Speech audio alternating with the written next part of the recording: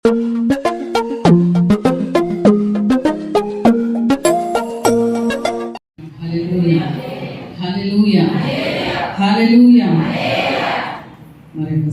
ఈ చివరి మాసంలో దేవుని వాక్యాన్ని మీతో పంచుకోవడానికి దేవుడు నాకు ఇచ్చినటువంటి సమయాన్ని బట్టి దేవాది దేవుని స్తుతిస్తున్నాను. దేవుని సన్నిధికి కూడి ఉన్నటువంటి మీ అందరికీ కూడా నా హృదయపూర్వకమైన వందనాలు తెలియజేస్తున్నాను. అందరికీ వందనాలండి. దేవునికి స్తోత్రం. హల్లెలూయా. ఎంతమంది వాక్యం వినడానికి సిద్ధంగా ఉన్నారు? అందరూ కూడా సిద్ధంగానే ఉన్నారు. ఎందుకంటే ఎప్పుడు సిద్ధంగా ఉండగలుగుతాం మనం అంటే, వాక్యం అంటే మనం ప్రేమించినప్పుడు. ఎప్పుడు చెప్పండి? వాక్యాన్ని మనం ప్రేమించినప్పుడు అది వినడానికి చాలా శ్రద్ధ పెడతా ఉంటాం, వినడానికి ఆసక్తి చూపిస్తూ ఉంటాం. కానీ ఈ వాక్యాన్ని కనుక మనం ప్రేమించకపోతే వినడానికి కూడా ఆసక్తిని పెట్టలేము. చాలాసార్లు చాలామంది అంటూ ఉంటారు, వాక్యం చదవడమైనా వినడమైనా పెద్ద ఏమీ అర్థం కావట్లేదండి అనేసి అని అంటారు. అందులోకి మీరు చెప్తే అసలే అర్థం కావట్లేదు అనేసి అన్నట్లుగా కొంతమంది అంటూ ఉంటారు. ఇలాగే ఒక పాస్టర్ గారి దగ్గరికి ఒక అబ్బాయి వచ్చి, పాస్టర్ గారు అంత మాటలు వాక్యం చదవమంటున్నారు కానీ ఎంత చదివినా నాకేమవ్వట్లేదు, ఏమీ అర్థం కావట్లేదండి అనేసి అన్నాడట. ఎంతమంది వాక్యం చదువుతున్నారు ప్రతిరోజు? ఎంతమంది వాక్యం చదువుతున్నారు ప్రతిరోజు? ఈ జనవరి 1 నుంచి అనుదిన వాక్య పఠనం మనం మొదలు పెట్టాం. కంప్లీటెడ్ అని ఫస్ట్లో చాలా మెసేజెస్ వచ్చేవి గ్రూప్లో. ఇప్పుడు రాను 15కో 13కో ఏమైపోయింది, సంఖ్య పడిపోయింది అనమాట. మరి ఎంతవరకు మనం చదువుతున్నాం అనేది ఆలోచన చేయాలి. ఇలాగే చదవండి అంటున్నారు అంత మాటలు, ఎంత చదివినా మాకేమీ అర్థం కావట్లేదు అనేసి అన్నాడట ఒక యవనస్తుడు. అంటే అప్పుడు ఆ పాస్టర్ గారు అన్నారట, ఏమీ చెప్పలేదట. అక్కడ ఒక గంప ఉందట. గంపు ఉంటే ఆ గంపుతో నది దగ్గరికి వెళ్ళి నీళ్ళు తీసుకురమ్మనేసి అన్నారట. దేంతో చెప్పండి? గంపతో నది దగ్గరికి వెళ్ళి నీళ్ళు తీసుకురమ్మనేసి అని చెప్పారట పాస్టర్ గారు. చెప్తే మరి మీ దగ్గర చూపిస్తారు కదా, వెళ్ళారట. మనమైతే ఏం చేస్తాం? గంపతో నీళ్ళు తేయడం ఏంటండి అనేసి ప్రశ్నిస్తాం కదా. ప్రశ్నించిన విధేయతను చూపిస్తూ వెళ్ళి నీళ్ళు తెచ్చారట. అలా 10 రోజులు తెప్పించారట పాస్టర్ గారు గంపతో నీళ్లు. అప్పుడు 10వ రోజు అన్నారట, పాస్టర్ గారు 10 రోజుల నుంచి రప్పిస్తున్నారు నాతో నీళ్లు, గంపలో ఏమీ ఉండట్లేదు, నీళ్ళు ఉండట్లేదు, దారి పొడుగునా కారిపోతున్నాయి అండి అనేసి అన్నారట. అంటే అప్పుడు పాస్టర్ గారు చెప్పారట, ఏమన్నా తెలుసా, నువ్వు చెప్పింది కరెక్టే, గంపలో నీళ్లు నిలబడట్లేదు, ఇక్కడికి వచ్చేసరికి అన్నీ కారిపోతున్నాయి, నీళ్లు కావాలనేసని నేను తెమ్మలేదు, కానీ నీకు ఈ విషయం చెప్పాలనేసరి నేను ఇలా చేశానని పాస్టర్ గారు చెప్తున్నారట. ఏమన్నా తెలుసా, నువ్వు ఆ గంపతో నీళ్లు తేకముందు ఆ గంప ఎలా ఉండేది? చాలా మురికిగా ఉండేది. ఎలా ఉండేది? చాలా మురికిగా ఉండేది. కానీ 10 రోజుల నుంచి ఆ గంపతో నీళ్లు తేవడం వల్ల ఆ గంప ఏమైపోయింది? చాలా క్లీన్ అయిపోయింది. అది గమనించావా? అది ఒకటి. 2, నీవు తీసుకొస్తున్నటువంటి ఆ దారి అంతా కూడా ఇది వరకు ఎలా ఉండేది అంటే చాలా ఎండిపోయినటువంటి నేలగా ఉండేది. ఇప్పుడు ప్రతిరోజు నువ్వు మోసుకొస్తున్నప్పుడు ఆ నీళ్లు కారుతా ఉంటే ఆ దారి అంతా చూడు ఎలా ఉంది? పచ్చదనం, మొక్కలు పెరిగిపోయి పచ్చదనంతో ఉంది అనేసి పాస్టర్ గారు చెప్పారట. అంటే ఈరోజు వాక్యం కూడా అర్థం అవ్వట్లేదు అనేసి అనుకుంటూ ఉంటాను. కానీ దేవుని వాక్యం చదువుతున్నప్పుడు అది ఆ గంపని నీళ్లు ఎలాగ శుభ్రం చేశాయో అలాగే దేవుని వాక్యం కూడా ఏమి శుభ్రం చేస్తుంది అంటే మన హృదయాన్ని శుభ్రం చేస్తూ ఉంటుంది. దేవునికి స్తోత్రం. చదివినప్పుడల్లా ఏమవుతుంది చెప్పండి? మన హృదయం శుభ్రం చేస్తూ ఉంటుంది. ఆ వాక్యాన్ని కనుక నలుగురితో పంచుకుంటూ ఉంటే ప్రపంచమంతా పరిమళిస్తుంది. దేవునికి స్తోత్రం. ఆ దారిలో పచ్చదనం పువ్వులు ఎలాగ పరిమళించాయో అలాగే మనము కూడా ఆ వాక్యాన్ని మనం చదివినప్పుడు మన హృదయాన్ని శుభ్రం చేస్తుంది. అలాగే నలుగురితో పంచుకున్నప్పుడు అందరిలో అది ఎలా ఉంటుంది చెప్పండి? పరిమళింప చేస్తుంది అని ఆ దైవజనుడు చెప్పినప్పుడు అప్పుడు ఆ యవనస్తుడికి అర్థమైందటండి. దేవునికి స్తోత్రం. హల్లెలూయా. ఈరోజు మనందరము కూడా దేవుని వాక్యాన్ని ప్రేమిస్తున్నాం, దేవుని వాక్యాన్ని వినడానికి ఆసక్తి చూపిస్తున్నాం కనుక ఈరోజు వాగ్దాన సందేశంగా దేవుడు మనకిస్తున్నటువంటి మాటను కూడా మనం చదువుకుందాం. ఆ మాట చదువుకునేటువంటి ముందు ఆ మాట చదువుకుందాం రండి. ప్రవక్త అయినటువంటి ఇర్మియా గ్రంథము 33వ అధ్యాయం 33 33వ అధ్యాయం, ఈ ఆనంద మాసానికి లేక ఈ చివరి మాసానికి దేవుడు మనకి సిద్ధపరిచినటువంటి వాగ్దానం ఏమిటి అంటే, ఇర్మియా గ్రంథం 33వ అధ్యాయం 14వ వచనం చదువుకుందాం. యెహోవా వాక్కు ఇదే, ఇశ్రాయేలు వంశస్థులను గూర్చియు యూదా వంశస్థులను గూర్చియు నేను చెప్పిన మంచి మాట నెరవేర్చు దినములు వచ్చుచున్నవి. దేవునికి స్తోత్రం, హల్లెలూయా. ఈరోజు దేవుడు మనందరికీ ఇస్తున్నటువంటి వాగ్దానం ఏమిటి అనేసానంటే, నేను చెప్పిన మంచి మాట నెరవేర్చే దినములు వచ్చుచున్నవి. దేవునికి స్తోత్రం. ఇది స్వయంగా ప్రభు అయినటువంటి యెహోవాయే ఇక్కడ ఇశ్రాయేలు ప్రజలతో, యోధా వారితో మాట్లాడుతున్నటువంటి మాట. ఈరోజు ఆయన బిడ్డలుగా ఉన్నటువంటి, ఆయన రక్తము చేత కడగబడి ఆయన ప్రజలుగా ఉన్నటువంటి మనతో కూడా దేవుడు చెప్తున్నటువంటి మాట ఏంటో తెలుసా? నేను చెప్పినటువంటి మంచి మాట నెరవేర్చే దినములు వచ్చుచున్నవి అని చెప్తున్నాడు. ఇక్కడ మనం ఆలోచన చేయాలి. ఆయన చెప్పినటువంటి మంచి మాట నెరవేర్చే దినాలు ఏమవుతున్నాయటండి? వస్తున్నాయట, త్వరలోనే ఉన్నాయట. ఆయన మాట నెరవేర్చే దినములు మన జీవితంలో ఆయన ఏం మాట ఇచ్చాడు? మాట అంటే ఏంటి చెప్పండి? ప్రమాణం, వాగ్దానం కదా. ఈ సంవత్సరం జనవరి 1కి ఎంతమంది వాగ్దానం తీసుకున్నారు? మీ వాగ్దానాలు మీకు గుర్తున్నాయా? అందరూ బట్టి దేవునికి స్తోత్రం, హల్లెలూయా. మరి చాలా మంది ఏమనుకుంటా ఉంటారు తెలుసా? వాగ్దానం తీసుకున్నాను, చాలా మంచి వాగ్దానం వచ్చింది, కానీ సంవత్సరం ఎండింగ్కి వచ్చేస్తున్నాం, ఈ చివరి నెలలోకి వచ్చేసాం, కానీ ఇంకా దేవుడు ఇచ్చిన మాట నా జీవితంలో నెరవేరలేదేంటి? దేవుడు చేసిన ప్రమాణం ఇంకా నెరవేరలేదేంటి? దేవుడి వాగ్దానం నా జీవితంలో నేను ఇంకా స్వతంత్రించుకోలేదేంటి అనేసరి చాలాసార్లు ఏమనుకుంటాం చెప్పండి? మనం చాలాసార్లు బాధపడతా ఉంటాం. జనవరి 1 రోజున కాదు, మనకి దేవుడు ప్రతి నెల కూడా ఏమిస్తున్నాడు? ఒక్కొక్క వాగ్దానం ఇస్తున్నాడు. దేవునికి స్తోత్రం, హల్లెలూయా. మరి గడిచినటువంటి 11 నెలల్లో దేవుడు ఇచ్చిన వాగ్దానాలు ఏంటో చెప్పగలుగుతారా? మన జీవితంలో దేవుడు చెప్పిన మాట అయినా, వాగ్దానం అయినా నెరవేరాలి అంటే ఆ మాట ఏం చేయాలి? మనం ఎత్తిపట్టి ప్రార్థన చేయాలి. ప్రభువా, ఇలాగ చెప్పావు కదా, ఇలాగ నువ్వు వాగ్దానం చేసావు కదా, నెరవేర్చు అని ప్రతిరోజు ఏం చేయాలి? ఆయన అడగాలి. ఉదాహరణకి మన పిల్లలు ఉన్నారు, ఏదో ఒకటి వాళ్ళకి కొనిస్తామని చెప్పామనుకోండి, అది కొనిచ్చే వరకు ఏం చేస్తారు? ప్రతిరోజు మమ్మీ అది కొనిస్తానన్నావు కదా, డాడీ అది నాకు ఇస్తానన్నావు కదా, ఎప్పుడు కొంటావు, ఎప్పుడు తీసుకువెళ్తావు, ఎప్పుడు ఇస్తావు అని అడుగుతూ ఉంటారా లేదా చెప్పండి? అడుగుతూనే ఉంటారు. మరి దేవుడు ప్రతి నెల కూడా మనకు ఒక్కొక్క వాగ్దానం ఇస్తున్నాడు, ఒక్కొక్క మాట ఇస్తున్నాడు, ప్రమాణం చేస్తున్నాడు. నేను మీ జీవితంలో ఇలా చేస్తాను, మీ బ్రతుకుల్లో ఇలా చేస్తానని వాగ్దానం చేస్తున్నాడు. మరి ఆ వాగ్దానం ఏంటో, ఆ మాట ఏంటో మనకి గుర్తు లేనప్పుడు దేవుడిని ఎలా అడగగలుగుతాం? ఇలా చేస్తామన్నావు కదా దేవా, ఎందుకు చేయట్లేదని అడగాలి అంటే ఆ మాట ఏంటో మనం ఏం చేయాలి? గుర్తుపెట్టుకోవాలి కదా. ఈ చివరి నెల 12 మాటలు కూడా ఒక్కసారిగా నేను చెప్పేస్తాను, మీరు గుర్తుపెట్టుకోండి. దేవుడు ఖచ్చితంగా ఆయన చెప్పిన ప్రతి మాట కూడా నెరవేర్చే దినములు రాబోతున్నాయి. దేవునికి స్తోత్రం, హల్లెలూయా.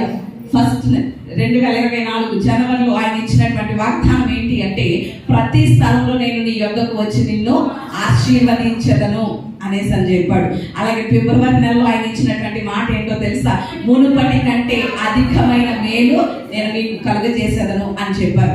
మార్చి నెలలో 3వ నెలలో నిశ్చయముగా నిన్ను విస్తరింప చేసేదను అని వాగ్దానం చేశారు. 4వ నెల ఏప్రిల్లో మీరు ఫలించటం వలన నా తండ్రికి మహిమ కనుక మిమ్మల్ని ఫలింప చేస్తాను అని వాగ్దానం చేశారు. అలాగే 5వ నెల మే నెలలో ఆయన చేసిన వాగ్దానం ఏంటి అంటే, నిన్ను గొప్ప చేయ మొదలు పెట్టేదను అనేసి ఆయన వాగ్దానం చేశారు. అలాగే 6వ నెల జూన్ నెలలో ఆయన చేసిన వాగ్దానం ఏంటంటే, నేను నిన్ను భద్రముగా కాపాడేదను అని వాగ్దానం చేశారు. 7వ నెల జూలైలో ఆయన చేసిన వాగ్దానం, నీ విచారములన్నీ కొట్టివేసి ఆనందాన్ని నీకు కలుగజేస్తాను అని ఆయన వాగ్దానం చేశారు. 8వ నెల ఆగస్టులో ఆయన చేసిన వాగ్దానం, తగిన కాలమున ఈ కార్యమును త్వరపెట్టుదును అని ఆయన వాగ్దానం చేశారు. అలాగే సెప్టెంబర్ మాసం 9వ నెలలో ఆయన చేసిన వాగ్దానం ఏంటి అంటే, క్రీస్తునందున మహిమలో మీ ప్రతి అవసరమును తీరుస్తాను అని ఆయన వాగ్దానం చేశారు. అలాగే 10వ నెల అక్టోబర్లో ఆయన చేసిన వాగ్దానం ఏమిటి అంటే, మీరు ఎన్నటన్నిటికీ సిగ్గుపడకయు విస్మయం పొందకయు ముందురు అని వాగ్దానం చేశారు. అలాగే 11వ నెల గడిచినటువంటి నవంబర్ నెలలో ఆయన చేసినటువంటి వాగ్దానం ఏమిటి అంటే, భయపడక ధైర్యంగా ఉండండి, మీ దేవుడు వచ్చుచున్నాడు. దేవునికి స్తోత్రం, హల్లెలూయా. ఈ 12వ నెలలో కూడా ఆయన చేస్తున్నటువంటి మనతో వాగ్దానం, ఆయన ఇస్తున్నటువంటి ప్రమాణం ఏమిటి అంటే, నేను మీతో చెప్పిన మంచి మాట నెరవేర్చే దినములు రాబోతున్నాయి. దేవునికి స్తోత్రం. అంటే గడిచినటువంటి 11 నెలలు ఏమైతే మీతో మంచి మాటలు చెప్పానో, ఏమైతే వాగ్దాన పూర్వకంగా మీకు వాగ్దానం చేశానో, ఏదైతే మీ జీవితంలో చేస్తానని, ఏదైతే మీ జీవితంలో జరిగిస్తానని, ఏదైతే మీ కుటుంబాల్లో నెరవేరుస్తానని నేను ప్రమాణం చేశానో, ఆ మంచి మాటలన్నీ కూడా మీ జీవితంలో కానివ్వండి, మీ బ్రతుకుల్లో కానివ్వండి, మీ కుటుంబాల్లో కానివ్వండి, మీ బిడ్డల జీవితాల్లో కానివ్వండి, నెరవేర్చే దినములు రాబోతున్నాయి. నేను నెరవేర్చడానికి సిద్ధంగా ఉన్నాను. నేను నెరవేర్చడానికి, ఆ కార్యము చేయడానికి త్వరపడుతున్నాను. త్వరలోనే ఆ మాటలన్నీ కూడా నెరవేరుస్తానని మరొకసారి ఈ నెల దేవుడు ఏమిస్తున్నాడు? మనకి వాగ్దానం ఇస్తున్నాడు. దేవునికి స్తోత్రం, హల్లెలూయా. గడిచిన నెలల్లో ఇచ్చిన వాగ్దానాలు నెరవేరుస్తాడట. ఆ వాగ్దానాలన్నీ నెరవేరుస్తాను అని మరొక్కసారి ఎలా చెప్తున్నాడు? వాగ్దాన పూర్వకంగానే చెప్తున్నాడు. ఈ విషయం మీరు గమనించారా? గడిచినటువంటి నెలల్లో నేను చేసిన వాగ్దానాలన్నీ నెరవేరుస్తాను అని ఎలా చెప్తున్నాడు? ఇది కూడా వాగ్దానంగానే చెప్తున్నాడు. గడిచిన నెలలో నేనైతే నీకు ఏదైతే ప్రమాణం చేశానో, ఏదైతే చేస్తానని చెప్పానో, అది తప్పక మంచి మాటలన్నీ ఏం చేస్తాను? తప్పక నెరవేరుస్తాను అని మరలా ఏం చేస్తున్నాడు? మనతో వాగ్దానం చేస్తున్నాడు. దేవునికి స్తోత్రం, హల్లెలూయా. ఆయన చేసినటువంటి మాట ఏదైనా సరే ఏ మాత్రం కూడా జరగకుండా ఉంది అనేటువంటి విధానం ఎక్కడ కూడా లేదు. ఆయన చెప్పినటువంటి, దేవుడు ఇచ్చినటువంటి మాట ఏదైనా సరే అది ఏమవుతుంది చెప్పండి? ఖచ్చితంగా జరుగుతుంది. జరగని వాటిని ఏమి దేవుడు వాగ్దానంగా ఎప్పుడు ఇవ్వడు. బైబిల్ గ్రంథంలో ఉన్నటువంటి ప్రతి మాట కూడా నెరవేర్చబడేటువంటి మాటే దేవుడు ఇచ్చాడు. దేవునికి స్తోత్రం. ఇక్కడ ఈ మాటలో మనం ఇంకొక విషయం ఆలోచన చేస్తే, ఆల్రెడీ మనం డిసెంబర్ మాసంలో, క్రిస్మస్ మాసంలో అడుగు పెట్టాం. ఈ వాగ్దానం ఎవరిని గురించి కూడా దేవుడు ప్రవచనాత్మకంగా పలుకుతున్నాడు అంటే, ప్రభు అయినటువంటి యేసయ్యను గురించి కూడా ఈ మాట ప్రవచన పూర్వకంగా పలకబడింది. దేవునికి స్తోత్రం, హల్లెలూయా. అంటే దావీదు చిగురుగా పుట్టబోయేటువంటి యేసయ్యను గురించి, తరతరములు కూడా స్థిరముగా ఉండేటువంటి, దావీదు సింహాసనం మీద ఏలబోతున్నటువంటి యేసయ్యను గురించి కూడా ఈ మాట ప్రవచన రూపంలో చెప్పబడింది. అంటే యేసయ్య పుడతాడని, దావీదుకు వేరు చిగురుగా యేసయ్య వస్తాడని పలకబడినటువంటి, చెప్పబడినటువంటి ఆ ప్రమాణం, వాగ్దానం నెరవేర్చబడిందా లేదా? యేసయ్య పుట్టారా లేదా చెప్పండి? యేసయ్య పుట్టారు కదండి. అంటే యేసయ్య పుడతారని ముందుగానే చెప్పబడినటువంటి ఆ వాగ్దానం, ఆ ప్రవచనం ఏమైంది? నెరవేర్చబడింది. ఈ రోజు అదే మాట దేవుడు మనకి చెప్తున్నాడు. ఈ మంచి మాటలు మీ జీవితంలో కూడా నెరవేర్చే దినములు రాబోతున్నాయి అని చెప్తున్నారు. మరి మన జీవితంలో కూడా దేవుడు ఏం చేస్తాడు చెప్పండి? తప్పక నెరవేరుస్తాడు. ఒక విషయాన్ని మనం ఆలోచన చేయాలి. బైబిల్ గ్రంథంలో చాలా మందికి దేవుడు ఇలాగనే ఎన్నో మాటలు ఇచ్చారు. ఆ మాటలన్నీ కూడా ఏ మాత్రము కూడా సున్నా కానీ పొల్లు కానీ ఆయన మాటల్లో లేదు. భూమి ఆకాశము గతించిపోయినా కానీ ఆయన మాటలు ఎన్నటన్నిటికీ గతింపవు కనుక, ఎవరి జీవితంలో అయితే దేవుడు మాట ఇచ్చాడో, ఎవరి జీవితంలో అయితే వాగ్దానం చేశాడో, ఎవరి జీవితంలో అయితే ప్రమాణం చేశాడో, ఆ మాటలన్నీ కూడా తప్పక దేవుడు నెరవేర్చాడు. కొన్ని విషయాలు నేను మీకు చూపించి నా మాటల్లో ముందుకు వెళ్తాను. ఏ విషయాల్లో దేవుడు నెరవేర్చాడు ఎవరి జీవితంలో అనేసరి కనుక మనం ఆలోచన చేస్తే, యెహోషువ గ్రంథం 21వ అధ్యాయం 44వ వచనంలో చూస్తే అక్కడ ఒక మాట రాయబడి ఉంటుంది. ఏమిటి అనేసి అంటే, యెహోషువ గ్రంథం 21:44, యెహోవా ఇశ్రాయేలీయులకు సెలవిచ్చిన మాటలన్నిటిలో ఏదియూ తప్పి ఉండలేదు, అంతయు నెరవేరెను. దేవునికి స్తోత్రం, హల్లెలూయా. ఇశ్రాయేలీయులకు కూడా తన ప్రజలైనటువంటి అబ్రహాము యొక్క సంతానం అంతటికి కూడా దేవుడు ఏం చేశాడు? కొన్ని మాటలు ఇచ్చాడు, కొన్ని వాగ్దానం ఇచ్చాడు. ఇశ్రాయేలీయులు ఇంకా అబ్రహాము గర్భవాసంలో నుండి రాక మునిపే నీ 4వ తరం వారు మరలా ఈ కనాను దేశాన్ని స్వతంత్రించుకుంటారనేసని, ఆ కనాను దేశాన్ని గురించినటువంటి వాగ్దానాలు ఎన్నో దేవుడు అబ్రహాముతో, ఇస్సాకుతో, యాకోబుతో చేశాడు. అబ్రహాము, ఇస్సాకు, యాకోబులతో తాను చేసిన ప్రమాణాలన్నీ కూడా దేవుడు ఏం చేశాడు? నెరవేర్చాడా లేదా? నెరవేర్చాడు. అలాగే తన ప్రజలైనటువంటి ఇశ్రాయేలీయుల జీవితంలో కూడా దేవుడు సెలవిచ్చిన ప్రతి మాట కూడా ఏమైందట? ఏది తప్పిపోలేదంట, అంతయు నెరవేరింది. దేవునికి స్తోత్రం, హల్లెలూయా. అలాగే ఇక్కడ మరొక విషయాన్ని కూడా మనం ఆలోచన చేయాలి. ఏమిటి అనేసి అంటే, దేవుడు కొన్నిసార్లు ఆయన అబ్రహాము ఇలాంటి భక్తులకి స్వయంగా ఆయన మాట్లాడడం జరిగింది. తరువాత కాలం దగ్గరికి వచ్చేసరికి ఎవరి ద్వారా దేవుడు తన వాక్కును తెలియజేస్తా వచ్చాడు అంటే, ప్రవక్తల ద్వారా తన వాక్కును తెలియజేస్తా వచ్చాడు. తన వాగ్దానాలని, తన మాటల్ని ప్రవక్తల ద్వారా ప్రజలకి తెలియజేస్తూ వచ్చాడు. అలాగే రాజులు 2వ గ్రంథం 7వ అధ్యాయం 18వ వచనంలో చూస్తే, అక్కడ దైవజనుడు అయినటువంటి ఎలీషా చెప్పినటువంటి మాటలన్నీ కూడా నెరవేరినట్లుగా మనం చూస్తాం. అంటే ఎలీషా ద్వారా ఏమైతే దేవుడు చెప్పించాడో, ఏదైతే ప్రమాణపూర్వకంగా వాగ్దానపూర్వకంగా పలికించాడో, ఆ మాటలన్నీ కూడా అక్కడ నెరవేరినట్లుగా మనం చూస్తాం. అలాగే రాజుల గ్రంథం 2వ రాజుల గ్రంథం 10:10లో కూడా అక్కడ ఏలియా ద్వారా ప్రకటించాడు. దేవుడు ఏలియా ద్వారా చెప్పించాడు. ఎవరి గురించి అంటే ఆహాబు కుటుంబం గురించి. ఆహాబు కుటుంబం దేవుడికి ఎంత విరోధంగా ఉందో, ఎంత ఆయాసం కలిగించిందో, ఎంతగా దేవుని దృష్టిలో చెడు నడత నడిచిన వారిగా ఉన్నారో, వారి విషయంలో కూడా ఎలాంటి కఠిన శిక్ష కలగబోతుందో ఆ విషయాన్ని కూడా ముందుగానే దేవుడు ఏం చేశాడు? ప్రవక్త అయినటువంటి ఏలియా ద్వారా తెలియజేశాడు.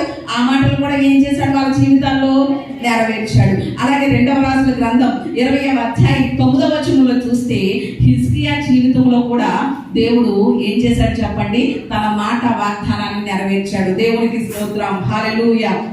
అక్కడ హిజ్కియా అంటాడు, నీకు 15 సంవత్సరాల ఆయుష్ పెంచుతున్నాను, నీకు అష్షూరు రాజుపై విజయాన్ని ఇస్తున్నానని దేవుడు యెషయా ప్రవక్త ద్వారా చెప్పించినప్పుడు హిజ్కియా ఏమంటాడో తెలుసా? ఒక సూచన అడుగుతాడు. అక్కడ ఏమడుగుతాడు చెప్పండి?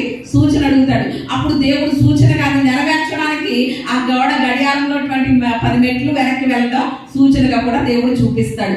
అంటే హిజ్కియాతో చెప్పినటువంటి ఆ మాటలన్నీ కూడా దేవుడు ఏం చేశాడు చెప్పండి? నెరవేర్చాడు. అలాగే దినవృత్తాంతాలు 2వ గ్రంథం 6వ అధ్యాయం 4వ వచనంలో చూస్తే, దావీదు జీవితంలో కూడా దేవుడు చేసినటువంటి వాగ్దానాలు, ప్రమాణాలు అన్నీ కూడా దేవుడు ఏం చేశాడు చెప్పండి? నెరవేర్చేశాడు. దేవునికి స్తోత్రం, హల్లెలూయా.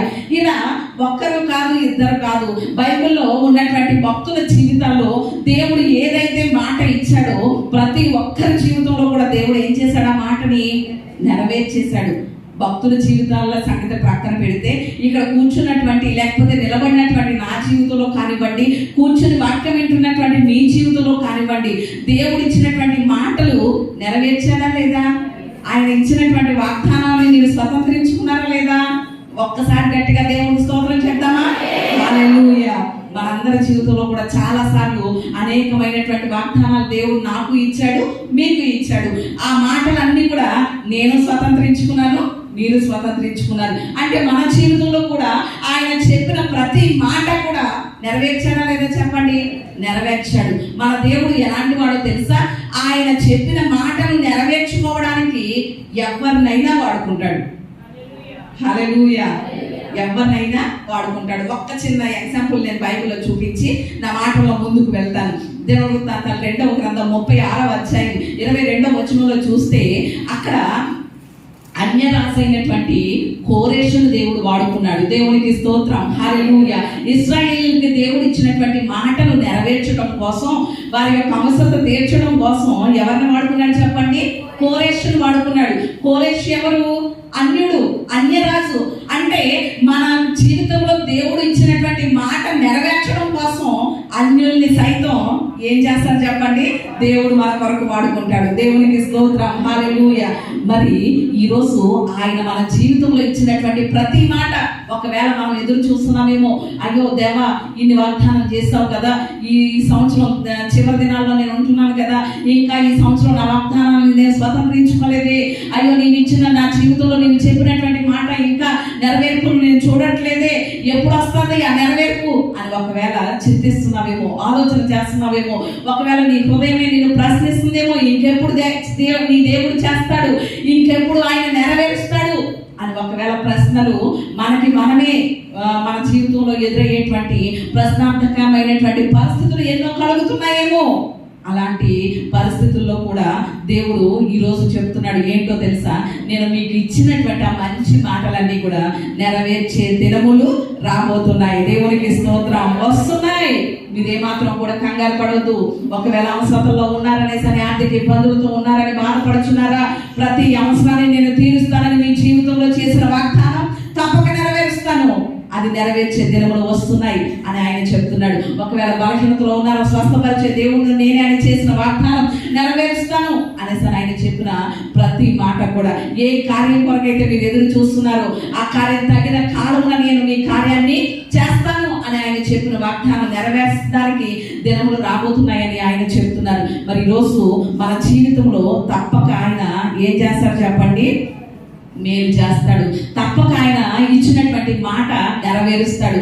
ఆయన ఇచ్చినటువంటి ఆ మంచి మాటలన్నీ మన జీవితంలో నెరవేర్పయ్యే దినములు రాబోతున్నాయి. ఆయన చెప్పిన మాటలు ఏమిటి చెప్పండి? మంచి మాటలు. ఏ మాట అని చెప్పండి? మంచి మాటట. ఈరోజు మనం చాలా మాటలు వింటూ ఉంటాం, కానీ దేవుడు ఇచ్చింది ఏంటి మనకి? మంచి మాట, వాగ్దానంతో కూడినటువంటి మాట.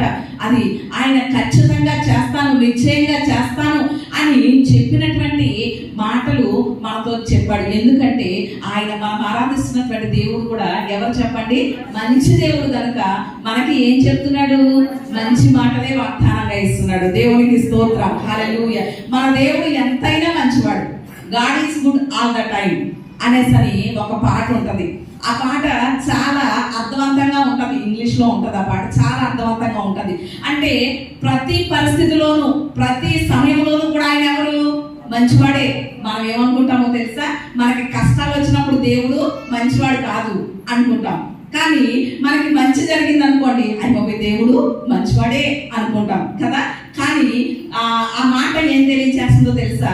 మనకి కష్టమే వచ్చినా, ఇరుకే వచ్చినా, ఇబ్బందే వచ్చినా, బాధే వచ్చినా, ఏ వచ్చినా కూడా అన్ని పరిస్థితుల్లోనూ మన దేవుడు మంచివాడే. దేవునికి స్తోత్రం. God is good all the time అన్నమాట. అది ఎలాగునా అనేసనంటే, ఈ రోజు మనకు ఉన్నటువంటి పరిస్థితులు మనకి కష్టం అనిపించవచ్చు, బాధ అనిపించవచ్చు, ఇబ్బంది అనిపించవచ్చు, ఇరుకు అనిపించవచ్చు, కానీ ఫ్యూచర్లో, భవిష్యత్తులో అది మన మంచి కొరకే దేవుడు నిర్ణయించాడు. దేవునికి స్తోత్రం. ఒక చిన్న నిజ సంఘటన చెప్పి నా మాటల్లో నేను ముందుకు వెళ్తాను. స్కాట్లాండ్ దేశంలో క్లార్క్ అనేటువంటి ఒక వ్యక్తి ఉన్నాడు. ఆ వ్యక్తి టైటానిక్ షిప్ ఎక్కాలి అనేటువంటి ఆలోచనతో తను దాచుకున్నటువంటి ఆ డబ్బులన్నీ కూడా కూడగొట్టుకుని టైటానిక్ షిప్ ఎక్కడానికి ఒక 7 టికెట్లు కొనుక్కున్నాడు ముందుగానే. అంటే తన పిల్లలందరితో కలిసి, తన ఫ్యామిలీతో కలిసి ఆ టైటానిక్ షిప్ ఎక్కడానికి ఎన్ని టికెట్లు చెప్పండి? 7 టికెట్లు కొనుక్కున్నాడు. ఇక ఆ ప్రయాణం 1 రోజులు ఉంది అనిపించుకుని, ఈలోగా ఏమైంది అంటే తన చిన్న కుమారుణ్ణి తను పెంచుకుంటున్నటువంటి కుక్క ఈ చెయ్యి పట్టుకుని గట్టిగా కొరికేసింది. కుక్క ఏం చేసింది చెప్పండి? కరిచేసింది తన చిన్న కుమారుణ్ణి. ఇంకా చాలా లోపల కన్నా గట్టిగా కరిచేసింది. కరిచేస్తే ఇదేంటి ఇలా చేసిందని తను పెంచుకున్నటువంటి ఆ కుక్కని చాలా గట్టిగా కొట్టేశాడు. ఆ క్లార్క్ చాలా గట్టిగా కొట్టేశాడు. ఇక బిడ్డకి ఇలా ఉంటే ఇంకా షిప్ లో ఏం ప్రయాణం చేస్తాము అనేసని చాలా బాధపడిపోతా ఉన్నాడు. బాధపడిపోతుంటే తన భార్య అన్నదట, ఏమన్నా తెలుసా? పోన్లేండి, ఈ చిన్న బిడ్డని చూసుకుంటా నేను ఇంటి దగ్గర ఉండిపోతాను, మీరు చాలా ఆశపడ్డారు కదా టైటానిక్ షిప్ ఎక్కాలని, మీరు వెళ్ళిపోండి, ఎక్కండి, మిగిలినటువంటి పిల్లల్ని తీసుకుని వెళ్ళండి అనేసి అన్నదట. అంటే తనకి ఎందుకో మనసు ఆ చిన్నబిడ్డని విడిచిపెట్టి నేను ఎక్కడ పెట్టి అనేసి అనిపించి అంగీకరించలేదు. ఆ షిప్ బయలుదేరేటువంటి సమయానికి ఏం చేశాడు అనేసి అంటే, బిడ్డలందరినీ కూడా తీసుకుని షిప్ ప్రయాణం చేస్తున్నటువంటి అక్కడికి వెళ్ళి చూస్తున్నాడు అనమాట. షిప్ వెళ్తా ఉంటే మనసు ఏమనిపిస్తుంది? చాలా బాధపడింది. మనకి కూడా చాలా సార్లు కొన్నిసార్లు ఎలా ఉంటుందంటే, మనం ఆశపడింది, మనం అనుకున్నది మనకి జరగకపోతే ఏమనిపిస్తూ ఉంటుంది? మనసు చాలా గాయపడిపోతూ ఉంటుంది, బాధపడిపోతూ ఉంటుంది కదా. అలాగే తిను కూడా షిప్ ఎక్కాలనుకున్నాడు, కానీ తన చిన్న కుమారుడికి ఉన్నటువంటి పరిస్థితులను బట్టి ఎక్కలేకపోతున్నాడు కదా. ఆ షిప్ వెళ్తా ఉంటే చాలా బాధపడిపోతూ ఉన్నాడు. అప్పుడు అలా వెళ్ళిపోయింది. ఆ షిప్ వెళ్ళిపోతే ఇంగ్లాండ్ నుండి యుఎస్ఏకి వెళుతుంది. ఆ షిప్ బయలుదేరింది. వెళ్ళిపోయిన తర్వాత ఆ షిప్ లో ఉన్నటువంటి వాళ్ళందరికీ బాయ్ చెప్పి ఇంటికి వచ్చేసారు. వచ్చేసిన తర్వాత ఒక 5 రోజులకి న్యూస్ వచ్చింది. ఏంటో తెలుసా? ఇంగ్లాండ్ నుండి యుఎస్ఏకి బయలుదేరినటువంటి టైటానిక్ షిప్ ఏమైంది? అట్లాంటిక్ సముద్రంలో మునిగిపోయింది. ఒక మంచు కొండని ఢీకొని అక్కడ ప్రయాణిస్తున్నటువంటి చాలా మంది చనిపోయారు అనే న్యూస్ తెలిసింది. ఆ న్యూస్ తెలియగానే వెంటనే తన కుక్క దగ్గరికి వెళ్ళి ఫస్ట్ చాలా కొట్టేశాడు కదా గట్టిగాని. ఆ కుక్క దగ్గరికి వెళ్ళి చాలా ముద్దాడేసి దేవునికి స్తోత్రం చెప్పాడట. దేవునికి స్తోత్రం, హల్లెలూయా. అంటే ఇక్కడ God is good all the time అన్న మాట నెరవేరిపోయిందా లేదా చెప్పండి? ప్రతి పరిస్థితిలో ముందుగా ఏమనుకున్నాడంటే, ఏంటి అసలు ఇలా జరిగింది అనేసి అనుకున్నాడు. ఎందుకు అయ్యో నేను ఆశపడింది జరగలేదేంటి అనుకున్నాడు. కానీ అది అలా జరగకపోవడానికి కూడా దేవుడు దేని కొరకు నిర్ణయించాడు? తన మంచి కొరకే. ఈ వ్యక్తే కాదు, ఒక మిషనరీ దంపతులు ఉన్నారు, దైవ సేవకులు. ఆ భార్య భర్తలు ఇద్దరు కూడా ఎప్పటి నుంచో ప్రార్థన చేసుకుంటున్నారు. ఏం ఎక్కాలని? Titanic ship ఎక్కాలని. 3 నెలల ముందు నుంచే ఆ షిప్ ఎక్కాలని తను ప్రార్థన చేసుకుంటుంటే ఇక షిప్ ప్రయాణం అయ్యేటువంటి ఆ టైం దగ్గర పడుతుంది. గబగబా వస్తున్నారు. ఇక 10 నిమిషాల్లో వీళ్ళు షిప్ దగ్గరికి చేరుకుంటారనిపించుకుని షిప్ ఏమైపోయింది? కదిలిపోయింది. అక్కడే ఆ సముద్ర పోటునే ఉండి చాలా బాధపడిపోయారు. ఈ మిషనరీ దైవ సేవకులు దంపతులు ఇద్దరు కూడా. అయ్యో ఇంత ప్రార్థన చేసుకున్నాం కదా 3 నెలల నుంచి ఆ షిప్ ఎక్కాలని, దేవుడు మన ప్రార్థన వినట్లేదా? మన ప్రార్థన ఆయనకు అంగీకారం కాలేదా? ఒకవేళ మన ప్రార్థనలు ఆలకించట్లేదా దేవుడు అని ఏవేవో ఇంకా ప్రశ్నలు వచ్చేసి వాళ్ళ జీవితంలో చాలా బాధ అనిపించేసింది. తరువాత ఆ షిప్ మునిగిపోయిందని తెలియగానే వాళ్ళు ఏం చేయడం మొదలు పెట్టారు? దేవుని స్తుతించడం మొదలు పెట్టారు. దేవునికి స్తోత్రం. అలాగే కొన్నిసార్లు మన జీవితంలో కూడా మనం చేస్తున్నటువంటి ప్రార్థనకి జవాబు రాలేదు అనుకుంటాం. మనం దేవుడు ఆ కార్యం చేయట్లేదు అనుకుంటాం. మనం అడిగింది దేవుడు ఇవ్వట్లేదు అనుకుంటాం. కానీ అది మనకి మంచి కాదు, అందుకనే దేవుడు ఇవ్వట్లేదు. దేవునికి స్తోత్రం. మన జీవితంలో దేవుడు ఏది నిర్ణయించినా ఏం నిర్ణయిస్తాడు చెప్పండి? మంచిదే నిర్ణయిస్తాడు, శ్రేష్టమైనదే ఇస్తాడు తప్ప మనం దాని ద్వారా వచ్చేటువంటి పర్యవసానాలు మనకు తెలియదు. కానీ భవిష్యత్తులో అది ఏం చేస్తుందో, ఎలా మన జీవితాన్ని పాడు చేస్తుందో, లేకపోతే మన జీవితాన్ని ఎలాంటి ఇబ్బందికరమైన పరిస్థితుల్లోనికి తీసుకువెళ్తుందో దేవునికి తెలుసు. కనుక కొన్నిసార్లు మనం అడిగింది దేవుడు ఇవ్వడు. అది కూడా దేనికోసం ఇవ్వడో తెలుసా? మన మంచి కోసమే దేవుడు ఇవ్వడు. దేవునికి స్తోత్రం. అంటే ఆయన ఇచ్చేటువంటి ప్రతి మాట మంచిది. ఆయన మంచి దేవుడు. ఆ మంచి మాటలన్నీ కూడా మన జీవితంలో ఏం చేస్తాడట? నెరవేర్చే దినములు వస్తున్నాయని దేవుడు చెప్తున్నాడు. దేవునికి స్తోత్రం, హల్లెలూయా. మరి ఆ మాటలన్నీ, ఆ మంచి మాటలన్నీ మన జీవితంలో నెరవేరాలి అంటే మనం ఏం చేయాలి? నెరవేరాలని ఎంతమందికి ఆశ ఉంది? దేవుడు చెప్పిన మంచి మాటలన్నీ నెరవేరాలని ఆశ ఉందా? ఎంతమందికి ఆశ ఉందో దేవుని స్తోత్రం చెప్తాం. హల్లెలూయా హల్లెలూయా అని చెప్తే నెరవేరిపోతాయా? కాదు కదా. మరి ఆ మాటలన్నీ నెరవేర్చబడాలి అంటే మనము కూడా కొన్ని విషయాల్లో మనము కూడా దేవుని వాక్య ప్రకారంగా జీవించాలి. కనుక ఆ మాటలన్నీ మన జీవితంలో దేవుడు చెప్పిన మంచి మాటలన్నీ నెరవేర్చబడాలి అంటే మనం ఏం చేయాలి అనేసి అంటే పాస్గా చెప్తా ఉంటారు కదా, ప్రాస ఉపయోగిస్తూ ఉంటారు కదా కొన్నిసార్లు ఒక్కొక్క అక్షరం మీద. అలాగే ఈరోజు 4 లీలు చెప్తాను నేను. 4 మాటలే లీల్ అనమాట. చివరిలో లీ వస్తుంది. మొట్టమొదటి మాట ఏమిటి అంటే, ఆయన ఇచ్చినటువంటి మంచి మాటలన్నీ మన జీవితంలో నెరవేర్చబడాలి అంటే మొట్టమొదటిగా మనం ఏమవ్వాలో తెలుసా? చావాలి. ఇదేంటండి వాగ్దాన సందేశం అనేసి అని మొదలుపెట్టి మంచి మాటలన్నీ నెరవేరుస్తాననేసి అని చెప్పి చల్లగా ఏం చెప్తున్నారు? చావుకోవు చెప్తున్నారు ఏంటండి అనేసి అని అనుకోవచ్చు. కానీ చావాలి అనేసి అంటే భౌతికంగా కాదు. ఎలా కాదు చెప్పండి? భౌతికంగా కాదు, ఆధ్యాత్మిక జీవితంలో. అంటే భౌతికంగా సహజ మరణం మరణిస్తాను చూస్తారా, ఆ విషయంలో కాదు. ఆధ్యాత్మికంగా దేవునికి విరుద్ధమైనటువంటి వాటి విషయంలో మనం ఏమవ్వాలి చెప్పండి? చావాలి అనేసి దేవుని వాక్యమే చెప్తుంది. అందుకని యేసయ్య చెప్పినటువంటి మాట యోహాను సువార్త 12వ అధ్యాయం 24వ వచనంలో చూస్తే అక్కడ ఒక మంచి మాట చెప్తున్నాడు దేవుడు. ఏంటో తెలుసా మాట? యేసయ్య గోధుమ గింజ భూమిలో పడి చావకుండిన ఎడల అది ఒంటిగానే ఉండును, అది చచ్చిన ఎడల విస్తారముగా ఫలించును. దేవునికి స్తోత్రం, హల్లెలూయా. అంటే ఇక్కడ మనం చెట్లకి పోల్చబడ్డాం కనుక ఒక గోధుమ గింజతో మన జీవితాన్ని దేవుడు పోల్చి చెప్తున్నాడు యేసయ్య. ఒక గోధుమ గింజను భూమిలో నాటాము అంటే అది అలాంటి బ్రతికే ఉందనుకోండి, భూమిలో అది ఎలా ఉండిపోద్ది? గింజగానే ఉండిపోద్ది. మొక్క బయటకు వస్తుంది. దాని ద్వారా విస్తారం అంటే ఒక గోధుమ గింజ ద్వారా ఇన్ని గోధుమలు వచ్చినాయి అనుకోండి, ఆ గోధుమ గింజలు మరలా నాటం అనుకోండి, ఇలా ఇంకా టన్నులుగా ఏమవుతుంది, అది ఫలిస్తూనే ఉంటుంది. ఈ రోజు మన జీవితంలో కూడా మనము అలా ఫలభరితమైనటువంటి దేవుడు ఇచ్చినటువంటి ఆ వాగ్దానాలన్నీ కూడా స్వతంత్రించుకునేటువంటి ఆశీర్వాదకరమైన జీవితం మనం పొందాలి అంటే ఏమవ్వాలి చెప్పండి?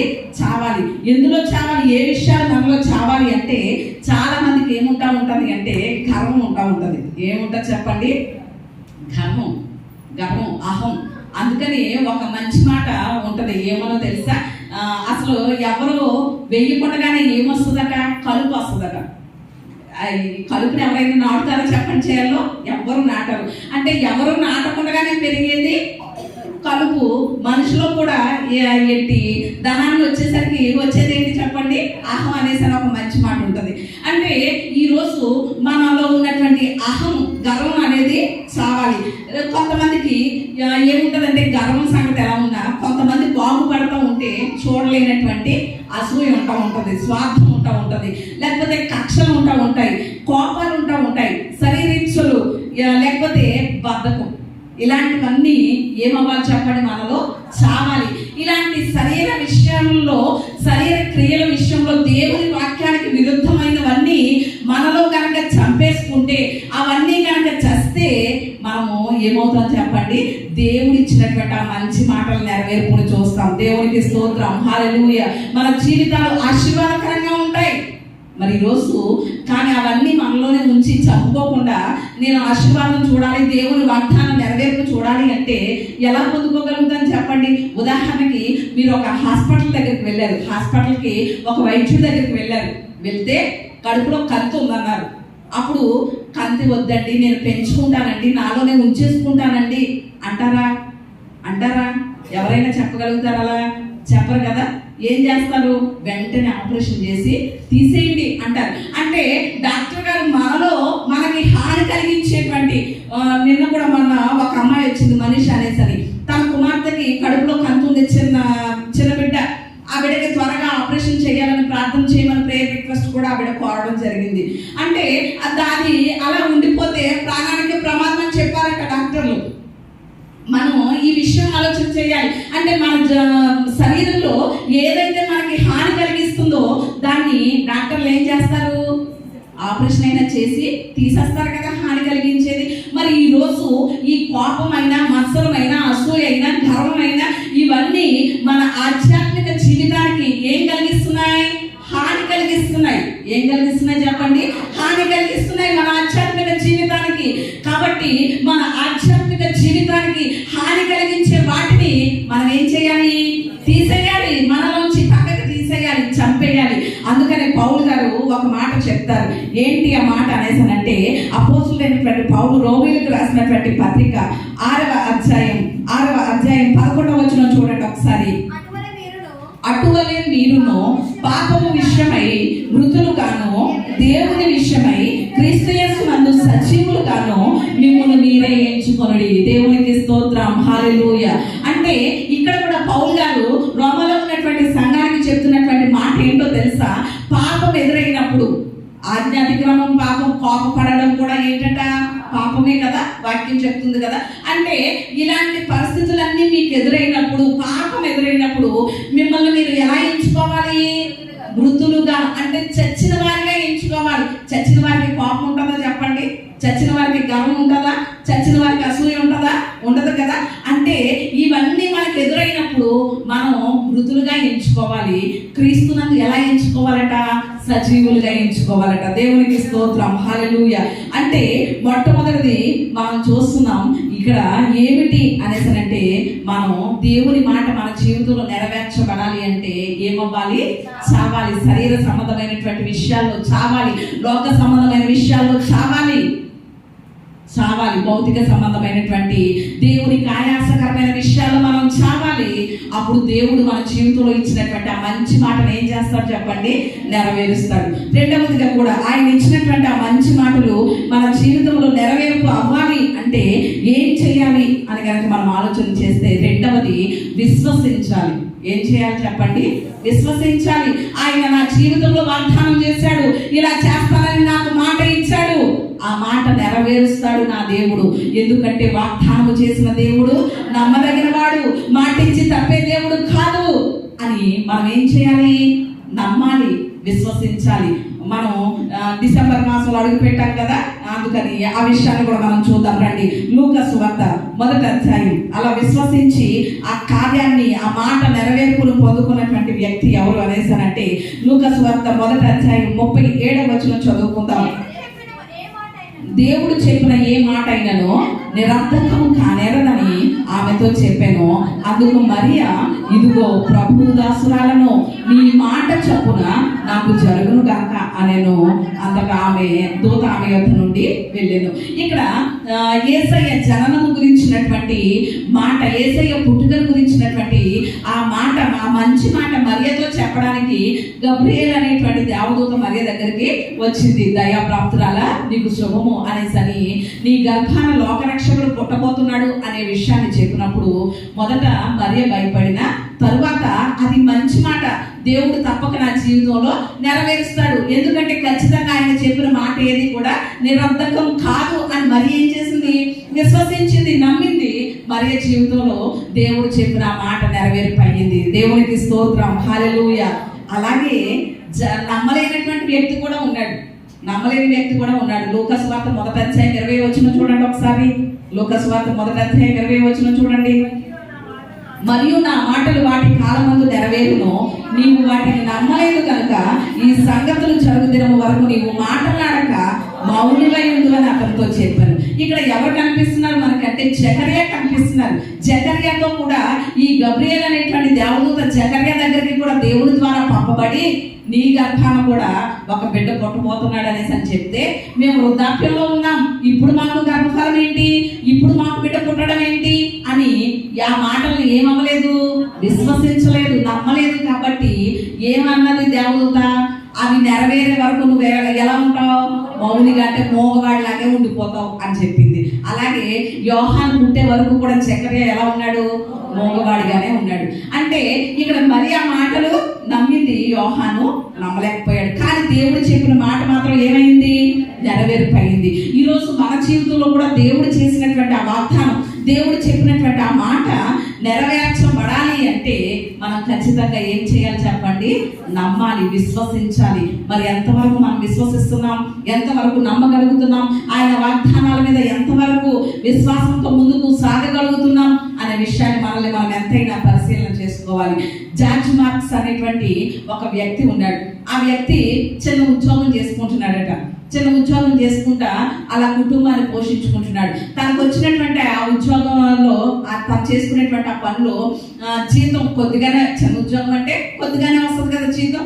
ఆ జీతంలో దశమ భాగం తీసేసి ప్రక్కన పెట్టేసి మిగిలినటువంటి ఆ ధనాన్ని తన కుటుంబ ఖర్చులకి వాడుకుంటా ఉండేవాడట. అలా కరెక్ట్గా సరిపోయేదట. తన జీతం అంతా తన కుటుంబ పరిస్థితులకి అలా కరెక్ట్గా సరిపోయేదట. ప్రతి నెల కూడా ఒక నెల కరెంట్ బిల్ ఎక్కువ వచ్చిందట. అప్పటి రోజుల్లో $40 వచ్చినాయి అనమాట, ఎక్కువ వచ్చింది. అప్పుడు ఇదేంటి, ఇంత కరెంట్ బిల్ కట్టాలంటే ఏముండాలి? డబ్బులు ఉండాలి. తన జీతమేమో తక్కువ, అన్ని పరిస్థితులకి అక్కడికక్కడ కరెక్ట్గా సరిపోతుంది. మరి కరెంట్ బిల్ అంతా ఎలా కట్టాలి అనేసి అని ఆలోచన చేసుకుంటున్నాడట. దశమ భాగం డబ్బులు ఉన్నాయి కదా, అవి పెట్టి కట్టేద్దామా అనేసి అనిపించిందట. కాదు, దేవుడు ఒక వాగ్దానం చేశాడు మలాకి గ్రంథంలో. ఏమనో తెలుసా? నీవు నన్ను ఇచ్చి నన్ను శోధించు, ఆకాశపు వాకిట్లను విప్పి పట్టజాలనటువంటి ఆశీర్వాదాలు నీ మీద కుమ్మరిస్తానని వాగ్దానం చేశాడు కదా. ఖచ్చితంగా ఈ కరెంట్ బిల్ విషయంలో కూడా ఆయన ఏం చేస్తాడు? ఆకాశపు వాకిట్లను విప్పుతాడు అనే విశ్వాసంతో అలా ప్రార్థన చేసుకుంటున్నాడట. కరెంట్ బిల్ కట్టేటువంటి చివరి తేదీ వచ్చేసింది, డేట్ వచ్చేసింది. ఆ రోజు ఖచ్చితంగా ఆ కరెంట్ బిల్ కట్టాలి. అలాగే ప్రార్థనలో ఉన్నాడు. ప్రభువా, ఈ రోజే చివరి రోజు, మరి ఆకాశ వాకిట్లో ఎప్పుడు విప్పుతావు అనేసి అని విశ్వాసంతో దేవుణ్ణి అడుగుతున్నాడట. ఈలోగా వెనక పెరట్లో ఉన్నటువంటి ఆ వైపు శుభ్రం చేయడానికి తన భార్య చీపురు పట్టుకుని వెళ్ళి తుడుస్తుందట. తుడుస్తూ ఉంటే మొక్కల్లో ఒక డాలర్ కనిపించిందట. ఏం కనిపించింది చెప్పండి? ఒక డాలర్ కనిపించిందట. అక్కడ నుంచి వెంటనే ఆశ్చర్యంగా తన భార్య, ఏమండి ఇక్కడ $1 ఉందండి అని కేకేసిందట, పిలిచిందట. అప్పుడు ఈయన ప్రార్థన చేసుకుంటా ఒక మాట అన్నాడట. ఏమో తెలుసా? 1 కాదు 40 ఉంటాయి చూడు అన్నాడట. దేవునికి స్తోత్రం, హల్లెలూయా. ఏమన్నాడు చెప్పండి? 1 ఉంటుంది అనుకున్నావా? 40 ఉంటాయి చూడు అన్నాడట. ఆమె తన భర్త చెప్పిన మాటలు బట్టి చూస్తే అక్కడ ఎన్ని ఉన్నాయి? $40 దొరికినాయట. దేవునికి స్తోత్రం, హల్లెలూయా. అంటే తన విశ్వాసం ఎంతో చూడండి. ఆ జార్జ్ మార్క్స్ విశ్వాసం చూడండి. ఒకటి దొరికిందండి అనేసి అని చెప్పినప్పుడు మనం ఏం చేస్తాం? వెంటనే పరిగెట్టుకు వెళ్ళిపోతాం. ఏది ఎక్కడ దొరికింది? చూపించు అంటాం. అవునా లేదా చెప్పండి? వెంటనే పరిగెట్టుకు వెళ్ళిపోతాం. కానీ తన విశ్వాసం, దేవుడు ఆకాశపు వాకిళ్ళు ఈరోజు విప్పుతున్నాడు, ఆ కరెంటు బిల్లుకి కావాల్సినటువంటి ధనాన్ని దేవుడు ఇస్తున్నాడు అనే విశ్వాసం ఉంది కాబట్టి ఒకటి దొరకడం ఏంటి పిచ్చిదనా? 40 ఉంటాయి సరిగా చూడన్నాడు భార్యని. దేవునికి స్తోత్రం, హల్లెలూయా. అంటే ఈరోజు మన విశ్వాసాన్ని బట్టి మనం ఏం చేయగలుగుతాం చెప్పండి?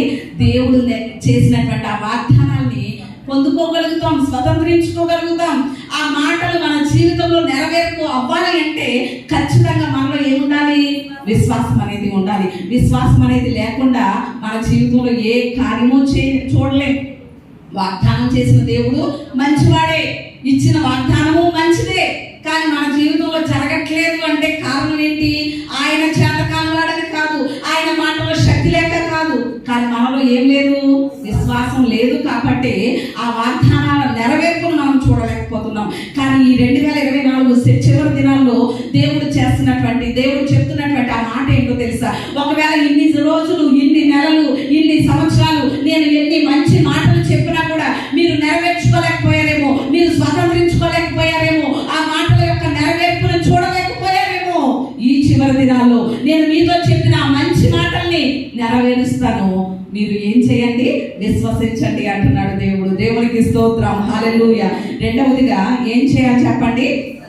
విశ్వసించాలి. విశ్వసిస్తే ఖచ్చితంగా మన జీవితంలో దేవుని మాట యొక్క నెరవేర్పును పొందుకోగలుగుతాం. మూడవదిగా కూడా మనం ఆలోచన చేస్తే దేవుని యొక్క మాట యొక్క నెరవేర్పు మన జీవితంలో జరగాలి అనేసనంటే మూడవదిగా ఏం చేయాలి అనేసనంటే ఇవ్వాలి. ఏం చేయాలి చెప్పండి? ఇవ్వాలి. మనం ఉదాహరణకి పొలంలో పంట వేయడానికి సిద్ధపడ్డాం. దున్నేశారు, అంతా కూడా శుభ్రం చేసేసారు. అప్పుడు ఏం వేస్తే పంట వస్తుంది? ఏం వేయాలి? విత్తనాలు వేయాలి కదండి. విత్తనాలు విత్తకుండా మనకు పంట కావాలి అంటే వచ్చేస్తుందా? రాదు కదా. అలాగే ఈరోజు దేవుని వాగ్దానం యొక్క నెరవేర్పు, దేవుని యొక్క ఆశీర్వాదాలు కూడా మన కుటుంబం మీదకి రావాలి అంటే మనము కూడా ఏం చేయాలి? దేవుని పొలంలో విత్తనాలు విత్తాలి, ఇవ్వాలి. దేవునికి ఇచ్చినప్పుడు ఖచ్చితంగా దేవుడు ఏం చేస్తాడు? ఆయన యొక్క మాట నెరవేర్పుని మన జీవితంలో జరిగిస్తాడు. దేవునికి స్తోత్రం. ఏమి ఇవ్వాలి అంటే మొట్టమొదటిగా ఏమి ఇవ్వాలి? హృదయం ఇవ్వాలి. ఏమి ఇవ్వాలి చెప్పండి? మన హృదయాన్ని ఇవ్వాలి దేవునికి. ఎందుకంటే ఆయన నివసించేది ఎక్కడో తెలుసా? ఎక్కడ చెప్పండి? ఆకాశ పక్షులకి గూళ్ళు ఉన్నాయట, నక్కలకి బొరియలు ఉన్నాయట, మనిషి కుమారుడిని తలవాల్చుకోవడానికి స్థలమే లేదట. కానీ మరి ఆయన ఎక్కడ నివసిస్తాడు అంటే మన అంతరంగ నివాసిగా మన హృదయంలోనే నివసిస్తాడు. దేవునికి స్తోత్రం, హల్లెలూయా. అందుకనే పౌలు గారు కూడా చెప్పినటువంటి మాట, మీ హృదయం పరిశుద్ధాత్మకి నిలయమై ఉన్నదని, మీరు ఆయన ఆలయమై ఉన్నారని మీరు ఎరుగరా అనేసని చెప్తున్నారు. అంటే మొట్టమొదటిగా ఆయన మనలో ఉండడానికి, మనల్ని యజమాయిషి చేయడానికి, మనల్ని నడిపించడానికి, పరిపాలించడానికి, తన చిత్తము చొప్పున మనల్ని నడిపించడానికి మొట్టమొదటిగా ఏమి ఇవ్వాలి చెప్పండి? హృదయాన్ని ఇవ్వాలి. మరి ఈరోజు ఎంతమంది హృదయం ఇచ్చాం? మీరు అంటారు, బాప్తిస్మం తీసుకున్నప్పుడే నా హృదయం ఇచ్చేసానండి అంటారు. ఈరోజు మన అంతరంగ నివాసిగా ఆయన మన హృదయంలో ఉండి మనల్ని పరిపాలన చేస్తున్నాడా? మనల్ని ఏలుబడి చేస్తున్నాడా? ఆయన నడిపించినట్లుగానే మనం నడుస్తున్నామా? ఆయన చెప్పినట్లుగానే మనం చేస్తున్నామా అనేది కూడా మనము ఎంతైనా ఆలోచన చేయాలి. రెండవదిగా ఏమి ఇవ్వాలి అంటే సమయం ఇవ్వాలి. ఏమి ఇవ్వాలి చెప్పండి? సమయం. ఎంతవరకు మన సమయాన్ని దేవునికి ఇవ్వగలుగుతున్నాం? రోజుకి 24 గంటలు అంటే 2.5 గంటలు దశమ భాగం ఖచ్చితంగా. ఆ 2.5 గంటలు ఏం చేయాలి? దేవునికి ఇచ్చేయాలి. మన సమయాన్ని దేవునికి ఇచ్చేయాలి. ఇస్తున్నామా? మా పనులకే సరిపోవట్లేదండి 24 గంటలు అనేసి చాలా మంది అంటారు. ఇక జీవితాంతం ఎంత కష్టపడితే దేవుని మాట నెరవేర్పు పొందగలుగుతాం? మన సమయం ఆయనకి ఇవ్వలేదే ఆయన వాగ్దానాలు మన జీవితంలో స్వతంత్రించుకోలేం. ఆయనకి ఇవ్వవలసినటువంటి ఆ సమయాన్ని ఇవ్వకుండా మన జీవితంలో ఆయన ఇచ్చే ఆశీర్వాదాన్ని చూడలేం కదా. అందుకని ఈ చివరి దినాల్లో దేవుడు మనకి ఇచ్చినటువంటి మంచి అవకాశం ఏంటో తెలుసా? ఉదయకాల ప్రభుతో ప్రభాత ప్రార్థన కూడికలు దేవుడు మనకి ఇచ్చాడు. దేవునికి ఏది ఇచ్చినా ఏది ఇవ్వాలి? మొదటది ఇవ్వాలి. దేవునికి స్తోత్రం. దేవుడికి ఇచ్చేది ఏదైనా సరే ఏమి ఇవ్వాలి? మొదటిదే కదా ఇస్తాం. మరి దిన ప్రారంభంలో కూడా మనం మొదటి సమయం ఎవరికి ఇస్తున్నాం చెప్పండి? ఈ 40 దినాల ప్రభుత్వ ప్రభాత కూడికలో మొదటి సమయం ఎవరికి ఇస్తున్నాం? దేవుడికి ఇస్తున్నాం. ఆ మొదటి సమయం దేవుడికి ఇచ్చినప్పుడు ఆ దినమంతా కూడా మనకి ఎలా ఉంటుందో చెప్పండి? ఆశీర్వాదకరంగానే ఉంటుంది. ఆ దినమంతా దేవుడు మనల్ని నడిపిస్తూనే ఉంటాడు. ఆయన కృపను ఆజ్ఞాపిస్తూనే ఉంటాడు. తన కృపలతో మనల్ని నింపుతానే ఉంటాడు. మరి రోజు మన సమయాన్ని ఎంతవరకు దేవుడికి ఇవ్వగలుగుతున్నాం అనేది ఎంతైనా కూడా మనం ఆలోచన చేయాలి. మూడవదిగా ఏమి ఇవ్వాలో తెలుసు? ఆయనకి మనం బలం ఇవ్వాలి. ఏమి ఇవ్వాలి చెప్పండి? బలం. ఎంతమంది బలంగా ఉన్నారు? దేవుని స్తోత్రం చెప్తారా? చాలా మంది చెప్పట్లేదు. అంటే బలం లేదంటారా? మీ పనులు చేసుకోవడానికి ఏముంటుంది? బలం ఉంటుంది. కానీ దేవునికి ఇవ్వడానికి మాత్రం ఏమంటారంటే మాకు బలం లేదండి, నీరసం అండి, అనారోగ్యం అండి అనేసి అని అంటూ ఉంటారు. మన బలాన్ని మొదట దేవునికి ఇస్తే మిగిలిన వాటన్నిటికి కూడా దేవుడు మరింత ఆరోగ్యాన్ని ఇచ్చేస్తాడు. దేవునికి స్తోత్రం. మన బలాన్ని దేవుని పరిచర్యలో వినియోగిస్తూ ఉండాలి. మన బలాన్ని దేవుని సేవ కొరకు వినియోగిస్తూ ఉండాలి. ఎంతవరకు దేవుని పరిచర్యలో మన బలాన్ని వినియోగిస్తున్నాం అనేది మనం ఎంతైనా ఆలోచన చేసుకోవాలి. లక్షల మంది సభలు జరుగుతున్నటువంటి ఒక పెద్ద సభల్లో ఒక ఇద్దరు దంపతులు వచ్చి ఒక పాస్టర్ గారిని అడిగారట. లక్షలాది మంది సభలు జరుగుతున్నాయి. అక్కడికి ఆ దైవజనుని సభల యొక్క కన్వీనర్ గారిని ఇద్దరు భార్య భర్తలు వచ్చి అడుగుతున్నారట, మాకు ఏదైనా పరిచర్య కావాలి, ఈ సభల్లో మేము చేయడానికి ఆ పరిచర్యని అప్పగించండి అనేసి అడిగితే ఆ సేవకుడు చెప్పారట, ఏమన్నా తెలుసా? అన్ని పరిచర్యలు ఫిలప్ అయిపోయినాయి.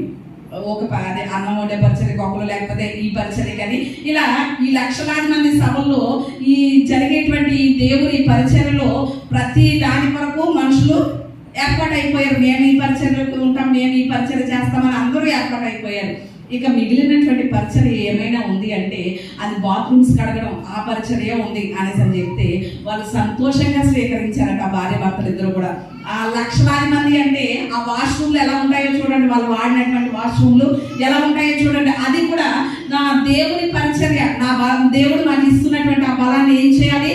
దేవుని పరిచర్యలో వినియోగించాలి అని వాళ్ళు ఆ వాష్రూమ్స్ కడిగేటువంటి ఆ పరిచర్యకి నియమించబడ్డారు. భార్య భర్తలు ఇద్దరు కూడా ఏ మాత్రం కూడా విసుగు కానీ అసహ్యం కానీ లేకపోతే ఏమి చిరాకు అనేది లేకుండా ఆ 3 రోజుల సభల్లో ఆ పరిచర్యకి వాడబడ్డారు. వాడబడిన తర్వాత తెలిసినటువంటి విషయం, కొంతమందికి సంఘస్థులకి వీళ్ళు ఎవరో తెలీదు సభలకు వచ్చినటువంటి వారికి, కానీ చివరి రోజు తెలిసినటువంటి విషయం ఏంటి అనేసి అంటే ఆయన ఒక IAS ఆఫీసరు, ఆమె ఎవరు చెప్పండి? ఒక పోలీస్ ఆఫీసరు. దేవునికి స్తోత్రం, హల్లెలూయా. ఒకరు IAS, ఒకరు IPS.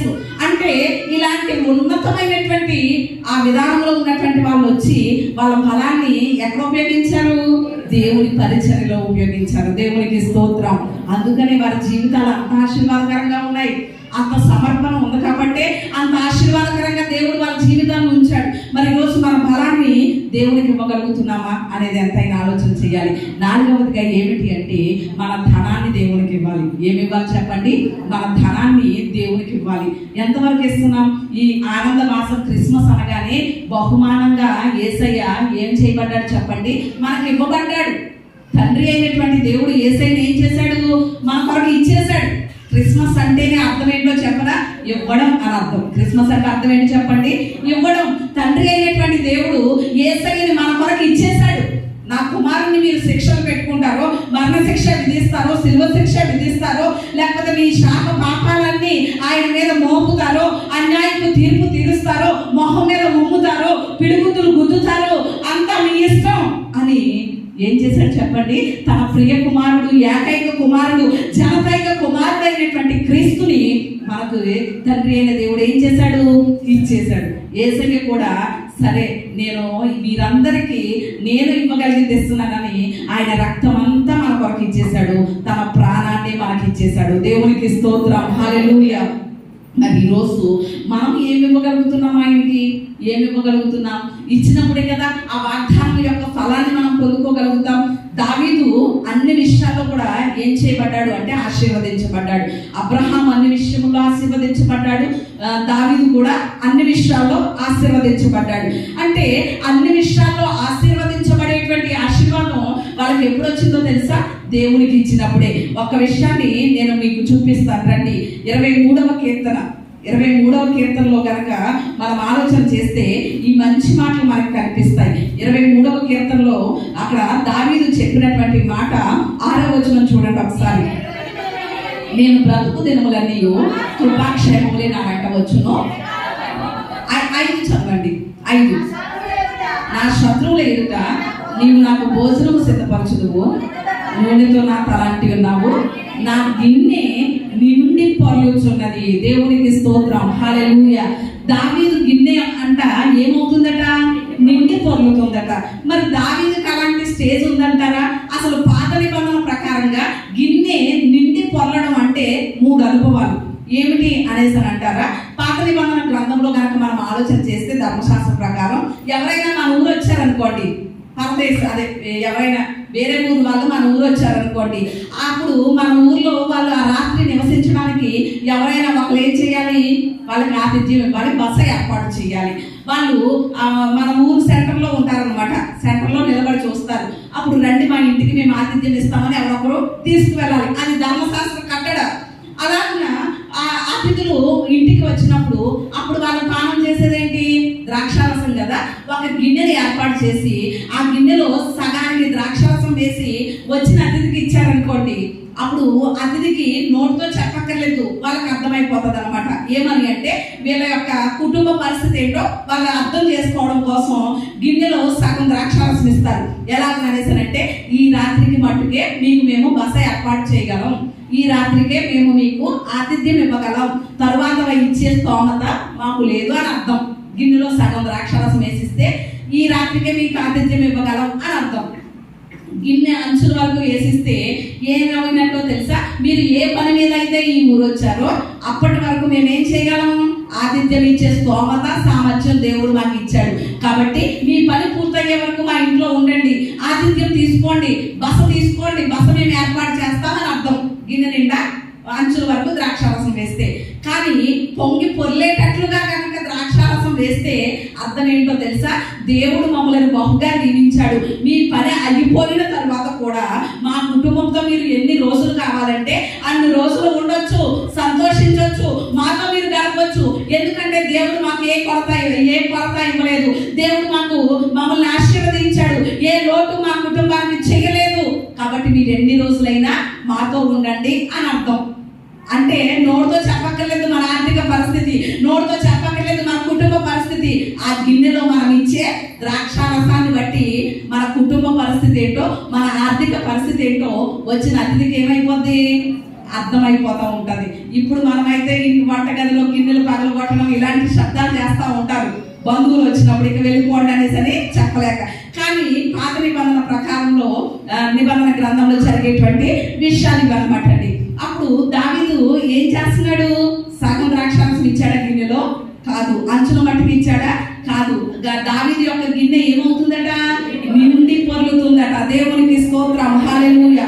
అంటే నిండి పొర్లడం అనేసానంటే మీరు ఎన్ని రోజులైనా మాతో ఉండండి, ఎంత కాలమైనా మాతో ఉండండి, మాకు దేవుడు ఏమీ లోటు చేయలేదు, దేవుడు నన్ను ఆశీర్వదించాడని చెప్తున్నాడు దావీదు. దేవునికి స్తోత్రం. అసలు దావీదుకి ఇంత ఆశీర్వాదం ఎలా వచ్చింది? గొర్రెలు కాసుకునేవాడు గిన్నె నిండి పొర్లేటువంటి అనుభవం దావీదుకి ఎలా వచ్చింది? గొర్రెలు కాసుకునే వాళ్ళకి అంత ఆశీర్వాదం ఉంటుందా? అంత స్తోమత ఉంటుందా? అంత సామర్థ్యం ఉంటుందా? ఉండదు కదా.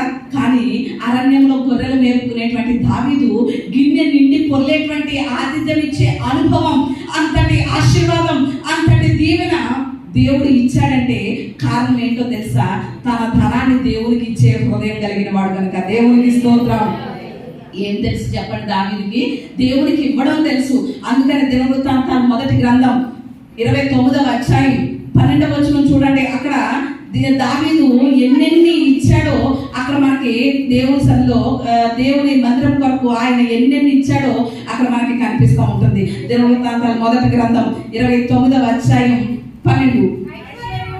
ఐశ్వర్యమును, గొప్పతనమును, నీ వల్ల కలుగును, నీవు సమస్తమును ఏలివాడవు, బలమును పరాక్రమమును నీ దానములు హెచ్చించువాడవు, అందరికీ బలమిచ్చేవాడు నీవని ఇక్కడ దేవుడు స్తుతిస్తున్నాడు.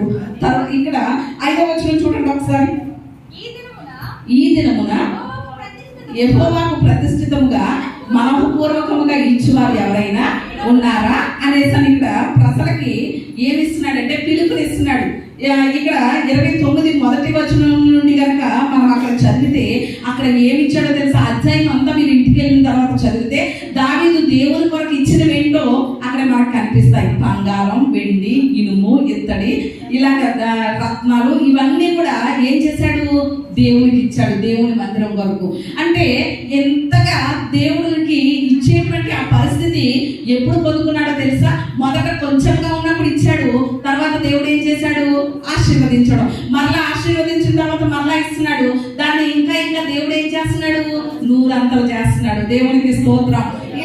ఇలాగ దేవుని ద్వారా ఆశీర్వాదం పొంది ఇదంతా కూడా దేవునికి ఏం చేస్తున్నారు చెప్పండి? అక్కడ దేవుని మందిర పని కొరకు సమర్పిస్తున్నట్లుగా చూస్తున్నాం. ఇంకొక విషయం ఆలోచన చేయాలి మనం ఇక్కడ దావీదు జీవితంలో. దేవుడు ఏమన్నాడు? నువ్వు మందిరం కట్టడానికి సరిపోవు, నీ కుమారుడు ద్వారా నేను మందిరాన్ని కట్టించుకుంటాను అన్నాడు.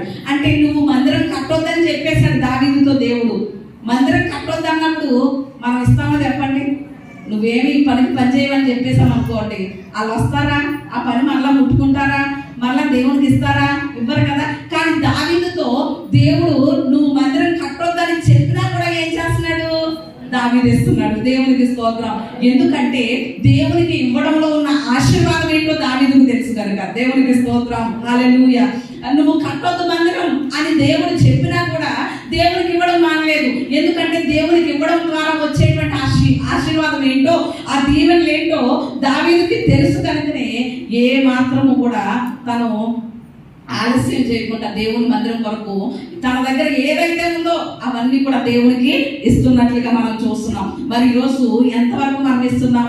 ఈరోజు దేవుడు మన దగ్గర నుంచి అడుగుతున్నాడంటే, మనల్ని ఇమ్మని ప్రేరేపిస్తున్నాడంటే ఆయనకి లేక కాదు, మరింతగా దేవుడు మనకి ఇవ్వాలనే ఉద్దేశం నెరవేర్చడం కోసమే. దేవునికి స్తోత్రం. హల్లెలూయా. ఒక అమ్మాయి ఏంటండి తన తండ్రితో ఒక షాప్కి వెళ్ళిందట. షాప్కి వెళ్తే అక్కడ ఒక ముత్యాల దండ కనిపించిందట. కనిపిస్తే ఎంత అని అడిగిందట. 25 రూపాయలు 25 రూపాయలు అని చెప్పారట వాళ్ళు. డాడీ ఆ దండ నాకు కొనవా అనేసి అని అడిగిందట. అడిగితే వద్దమ్మా, ఇప్పుడేం వద్దు, తర్వాత చూద్దాంలే అనేసి అన్నట్లుగా తండ్రి తీసుకెళ్ళిపోయాడట. ఆ దండ కొనివ్వలేదట. కొనివ్వకపోతే ఆ దండ మీద ఏముంది? కుమార్తెకి మనసు ఉంది, దాని మీదే ఆశ ఉండిపోయింది. కాబట్టి తను దాచుకున్నటువంటి ఆ డిబ్బీని పగలగొట్టిందట. పగలగొడితే డిబ్బీలోంచి ఆ చిల్లరంతా పోగేస్తే ఎన్ని రూపాయలు వచ్చినాయి అంటే 10 రూపాయలు వచ్చినాయి. తన తల్లిని అడిగిందంట, అమ్మ నాకు డబ్బులు కావాలి, ఆ ముత్యాలను నేను కొనుక్కోవాలి అనేసి అడిగితే తల్లి ఒక 10 రూపాయలు ఇచ్చిందట. అక్కడికి ఎంత అయినాయి? 20 రూపాయలు అయినాయి. తన అన్నయ్యని అన్నయ్య నాకు డబ్బులు ఇవ్వ అనేసి అంటే తన అన్నయ్య ఎంత ఇచ్చాడు? ఒక 5 రూపాయలు ఇచ్చాడట. ఇస్తే 25 రూపాయలు పట్టుకెళ్ళి వెంటనే షాప్ దగ్గరికి వెళ్ళి ఏం చేసింది? ఆ ముత్యాలంట కొనుక్కు తెచ్చేసుకుందట. కొనుక్కు తెచ్చేసుకుని తన డాడీకి చూపిస్తుందట. 25 రూపాయలు ఇచ్చి ఈ దండ కొనిమ్మంటే నువ్వు కొనివ్వలేకపోయావు, నేను చూసావా దండ కొనుక్కు తెచ్చుకున్నాను అనేసి అని తన తండ్రికి చూపిస్తుందట. చూపిస్తుంటే తన తండ్రి అన్నాడట, అమ్మ నేనంటే నీకు ఇష్టమేనా అన్నాడట. ఇష్టమే డాడీ, ఐ లవ్ యూ అన్నదట. అయితే ఆ ముత్యాలంట నాకు ఇచ్చేవా అన్నాడట తన తండ్రి. అంటే బాబోయ్ నేను ఇవ్వను, నువ్వు కొనకపోయినా కూడా నేను డబ్బులు పోగేసుకొని కొనుక్కున్నాను కాబట్టి నేను ఏమాత్రం ఇవ్వను అనేసి వెళ్ళిపోయిందట. 2వ రోజు కూడా అమ్మ నేనంటే నీకు ఇష్టమేనా అన్నాడట తండ్రి. ఇష్టమే డాడీ అన్నదట. అయితే ఆ ముత్యాలంట నాకు ఇచ్చేవా అన్నాడట. నేను ఇవ్వను డాడీ, నాకు చాలా బాగా నచ్చింది అనేసి అని ఇవ్వకుండా వెళ్ళిపోయిందట. 3వ రోజు కూడా అమ్మ నేనంటే నీకు ఇష్టమేనా అన్నాడట తండ్రి. ఇష్టమే డాడీ, అయితే మరి అది అందిస్తావా లేదా? ఇష్టమే డాడీ, అయినా దాంట్లో ఇవ్వలేకపోతున్నాను. సర్లే నువ్వంటే ఇష్టం కదా, నువ్వు ఇంతగా అడుగుతున్నావు కదా, సర్లే ఇచ్చేస్తానని ఆ ముత్యాలంట తన తండ్రికి ఇచ్చేసిందట. ఇవ్వగానే ఆ దండను చేతిలో పెట్టుకుని తన తండ్రి జేబులో నుండి ఒక 2500 రూపాయలు విలువ చేసేటువంటి శ్రేష్టమైన ముత్యాలను తీసిచ్చాడట. దేవునికి స్తోత్రం. ఎలాంటి దండ ఇచ్చింది? 25 రూపాయలు మామూలుగా చీప్ అయినటువంటి దండ తండ్రి చేతిలో పెట్టింది. పెడితే తన తండ్రి ఏం చేశాడు? ఆల్రెడీ ముందుగానే తన కుమార్తె కొరకు ఒక 2500 రూపాయలు విలువ చేసేటువంటి మంచి ముత్యాలహారం తీసుకొచ్చి ఉన్నాడు. ఈ అమ్మాయి 25 రూపాయల దండతో ఇలా ఊరేగుతూ ఉంటే అది ఇమ్మని తండ్రి ఏమిచ్చాడు చెప్పండి? విలువైనటువంటి ముత్యాల హారాన్ని తన కుమార్తెకి ఇచ్చాడు. ఈరోజు మనది కొంచెమే, ప్రభువా నాకు ఉన్నటువంటి పరిస్థితులు, ఆర్థిక పరిస్థితులు అనేది సహకరించట్లేదండి, లేకపోతే దేవుని కొరకు ఎంతో చేద్దాం అనుకుంటున్నానండి, ఎంతో ఇద్దాం అనుకుంటున్నానండి అనేసి చాలా మంది చెప్తా ఉంటారు. కానీ నీ ఆర్థిక పరిస్థితి బాగోలేనప్పుడే దేవునికి ఇవ్వాలి. ఎందుకు? ఆర్థిక పరిస్థితులు మెరుగుపరచబడతాయి కనుక. దేవునికి స్తోత్రం. మన ఆర్థిక పరిస్థితులు మెరుగుపరచబడాలని దేవుడు ఏమంటున్నాడు? ఇవ్వమంటున్నాడు. మనమేమో పరిస్థితులు బాగాలేదు కదండి, ఇవ్వలేనండి అంటే ఇంకెప్పుడు దేవుని ద్వారా పొందుకోగలుగుతాం? ఇంకెప్పుడు దేవుని ఆశీర్వాదం చూడగలుగుతాం? ఎప్పుడు మన పరిస్థితులు మెరుగవడం చూడగలుగుతాం అనేది ఎంతైనా కూడా మనం ఆలోచన చేయాలి. మన దగ్గర ఉన్నది చిన్నదే, ఆ చిన్నదే దేవునికి ఇస్తే ఆయన ఏం చేస్తాడు చెప్పండి? పెద్దది ఇస్తాడు. మనకి బాగా తెలుసు కదా, ఒక కుమారుడట తన తల్లితో ప్రతిరోజు షాప్కి వెళ్ళేవాడట, కిరాణా షాప్కి సరుకులు తెచ్చుకోవడానికి. తన తల్లి వెళ్ళేటప్పుడు కూడా వెళ్తూ ఉండేవాడట. వెళ్తూ ఉంటే ఒకరోజు ఆ అబ్బాయి రోజు వస్తున్నాడు కదా, ఆ షాప్ అయిన బాబు చాక్లెట్లు తీసుకొని డబ్బాకి ఏం తీసాడు? మూత తీసాడట. తీసుకుంటే వద్దంకుల్ అంటున్నాడట. అంటే తీసుకో బాబు పర్వాలేదంటే వద్దంకుల్ అన్నాడట.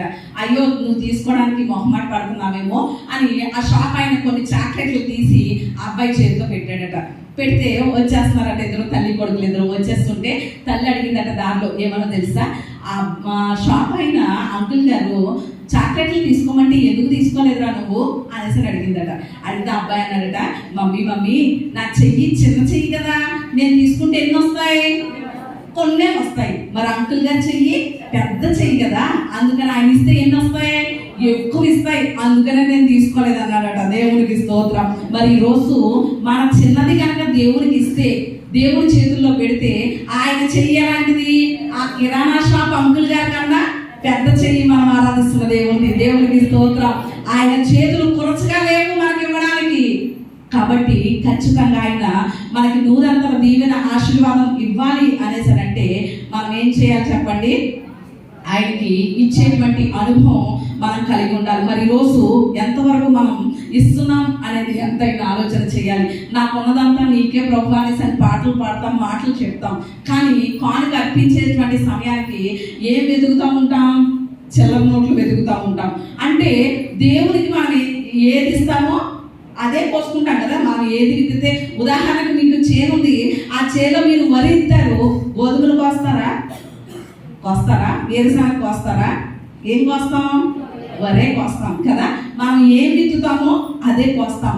దేవునికి ఘనమైనటువంటి దేవుడు కనుక ఘనముగా ఆయనకి ఇచ్చి ఆయన్ని ఘనపరిచాం అనుకోండి, మనం కోసుకునేది కూడా ఎలా ఉంటుంది? ఘనమైనదే కోసుకోగలుగుతాం.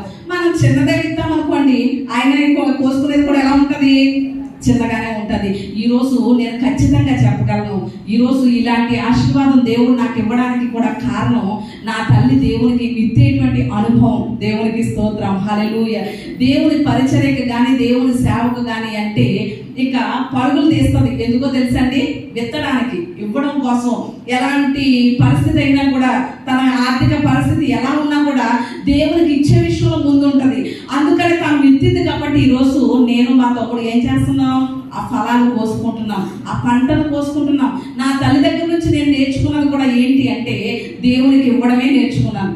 ఇప్పుడు ఈరోజు ఏ పరిచర్య జరిగినా కూడా ప్రతి దాంట్లో కూడా నేను పాలిభాగస్వాలుగా ఉండాలనుకుంటాను. అంటే దేవుడు నా తల్లి దగ్గర నుంచి నేను నేర్చుకున్నది ఏంటి అంటే దేవునికి ఇవ్వడం అనేది నేర్చుకున్నాను. అబ్రహాము దగ్గర నుంచి ఇస్సాకు ఏం నేర్చుకున్నాడు? విధేయత నేర్చుకున్నాడు. దేవుడు పిలిచినప్పుడు అబ్రహాం ఎలా లోబడ్డాడో అలాగే అబ్రహాం మాటకి ఇస్సాకు విధేయత చూపించడం నేర్చుకున్నాడు.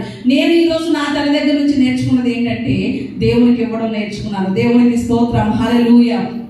దేవునికి ఇస్తే ఏమాత్రం ఆయన విడిచిపెట్టడండి. ఒకరోజు యేసన్న గారి యొక్క పరిచర్యలో ఒక కుటుంబం దేవుని సన్నిధికి రావట్లేదు, ఒక 2-3 వారాలుగా అనేసని సైకిల్ వేసుకుని వెళ్ళారటండి. యేసన్న గారు సైకిల్ వేసుకుని వెళ్తే వాళ్ళు జామ తోటలో కాపలా కాస్తారట ఆ కుటుంబం.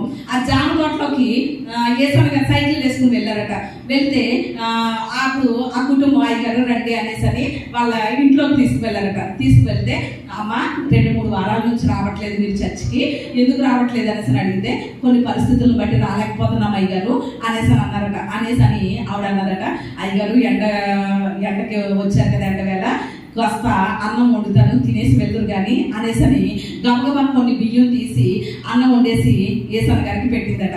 పెడితే అప్పుడు తన కుమారుడు దూరం నుంచి చూస్తున్నాడట ఏసన్న గారు భోజనం చేయడం. చూస్తుంటే ఏసన్న గారు అన్నారట, ఒరే రారా నాన్న మనిద్దరం కలిసి భోజనం చేద్దాం రా అనేసని ఆ బిడ్డను పిలిస్తే ఆ బిడ్డ అక్కడికి వచ్చి కూర్చున్నాడట భోజనం చేయడానికి.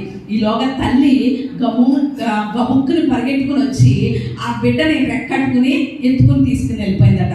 అప్పుడు ఏసన్న గారు అడిగారట, ఏంటమ్మా భోజనం చేయడానికి సిద్ధపడినటువంటి బాబుని అలా తీసుకెళ్ళిపోయావేంటమ్మా అనేసనంటే, అన్న ఆ భోజనం వాడు తినకూడదన్న, ఎందుకంటే మాకు కుటుంబంలో దేవుని కొరకు కొన్ని పిడికిలు ప్రక్కన పెడతాం కదా, ఆ పిడికిల్లో ఉన్నటువంటి బియ్యం, ఎందుకంటే మా కుటుంబం యొక్క ఆర్థిక పరిస్థితి బాగాలేదు, కనీసం దేవుని సన్నిధిలో కానుక వేసేటువంటి పరిస్థితులు కూడా మాకు లేవు, అందుకని 2-3 వారాలుగా దేవుని సన్నిధికి రాలేకపోతున్నాం. మీరు వచ్చినప్పుడు కూడా మీకు అన్నం వండి పెట్టడానికి ఇంట్లో బియ్యం లేవు, పిడికిలు తీసినటువంటి ఆ బియ్యాన్ని మీకు ఏం చేశాను, వండి పెట్టాను. అది దైవ సేవకులు తినవలసింది, నా కుమారుడు దాన్ని తినకూడదు, అది దేవుని కొరకు ప్రత్యేకించబడింది అన్నయ్య అనేసని, అందుకనే నా కుమారుడిని నేను తినలేదని అనేసని ఆమె చెప్పిందట. ఇలాంటి పరిస్థితుల్లో ఉన్నారు ప్రభా, వీళ్ళ కుటుంబాన్ని నీవే చూడాలనేసని ఏసన్న గారు ప్రార్థన చేసి వెళ్ళిపోయారట. వెళ్ళిపోతే కొన్నాళ్ళకి జరిగినటువంటి విషయం ఏంటి అనేసనంటే, ఆ జామ తోట యొక్క యజమాని ఒక పని చేశాడు. ఏమిటి అంటే, నా దగ్గర చాలా సంవత్సరాల నుంచి మీరు ఎలా ఉన్నారు, నమ్మకంగా ఉన్నారు కాబట్టి నేను విదేశాలకు వెళ్ళిపోతున్నాను నా బిడ్డల దగ్గరికి, ఇక నాకు ఇక్కడికి వచ్చేటువంటి అవసరం లేదు, నా బిడ్డలు చాలా ఉన్నతమైనటువంటి స్థితిలో ఉన్నారు కనుక ఇక్కడికి నేను రాను కనుక ఈ జామ తోటని మీరే చూసుకోండి అని ఆ జామ తోట అంతా ఆ కుటుంబానికి రాసిచ్చి వెళ్ళిపోయాడట. దేవునికి స్తోత్రం, హల్లెలూయా. అంటే వాళ్ళు దేవునికి ఇచ్చే విషయంలో, కనీసం ఆ బియ్యం విషయంలో కూడా ఎంత నమ్మకంగా ఉన్నారో చూడండి. అంత నమ్మకంగా దేవునికి ఇచ్చే విషయంలో వారు ఉన్నారు కనుక తరువాత వారికి వచ్చినటువంటి దీవెన ఆశీర్వాదం కూడా అంతే గొప్పగా ఉంది.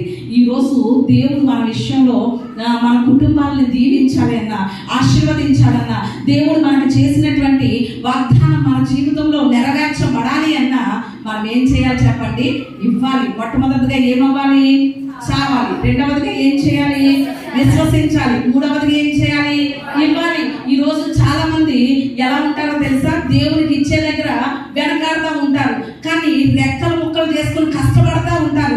ఏదేదో చేసేయాలి, ఏదేదో సంపాదించేయాలని నువ్వు రెక్కలు ముక్కలు చేసుకుని కష్టపడి ఊరికే ప్రాకులాడి కట్టుకున్నటువంటి ఇంట్లో ఒక 100 సంవత్సరాలు పోతే నీ ముక్కు మొహం తెలియని వాళ్ళు ఎవరో నివసిస్తారు.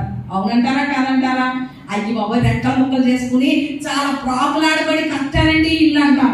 తర్వాత కొన్ని సంవత్సరాలు పోతే మనం ఎవరో తెలియదు ఆ ఇంట్లో నివసించే వాళ్ళకి, అవునా? మన ముక్కు మొహం తెలియలేని వాళ్ళు ఎవరో ఆ ఇంట్లో నివసిస్తూ ఉంటారు. లేకపోతే మనం తిరిగే వాహనాలైనా సరే ఎవరో అనుభవిస్తూ ఉంటారు. మనం సంపాదించినంతా కూడా ఎవరెవరో అనుభవిస్తూ ఉంటారు. అంటే దాని ద్వారా మనకి ఏముండదు చెప్పండి, ఉపయోగం అనేది ఉండదు. ఇంత రెక్కల ముక్కలు చేసుకుని కష్టపడి సంపాదించినా కూడా. కానీ దేవునికి ఇస్తే కనుక అది మనమే అనుభవిస్తాం. ఇక్కడ భౌతికంగా ఆశీర్వదిస్తాడు, అలాగే పరలోకంలో అది మన అకౌంట్లో కూర్చబడుతుంది కనుక పరలోకం వెళ్ళిన తర్వాత మన ధనాన్ని ఎవరు అనుభవిస్తాం, మన ముక్కు మొహం తెలియని వాళ్ళు కాదు, మనమే అనుభవిస్తాం. దేవునికి స్తోత్రం, హల్లెలూయా.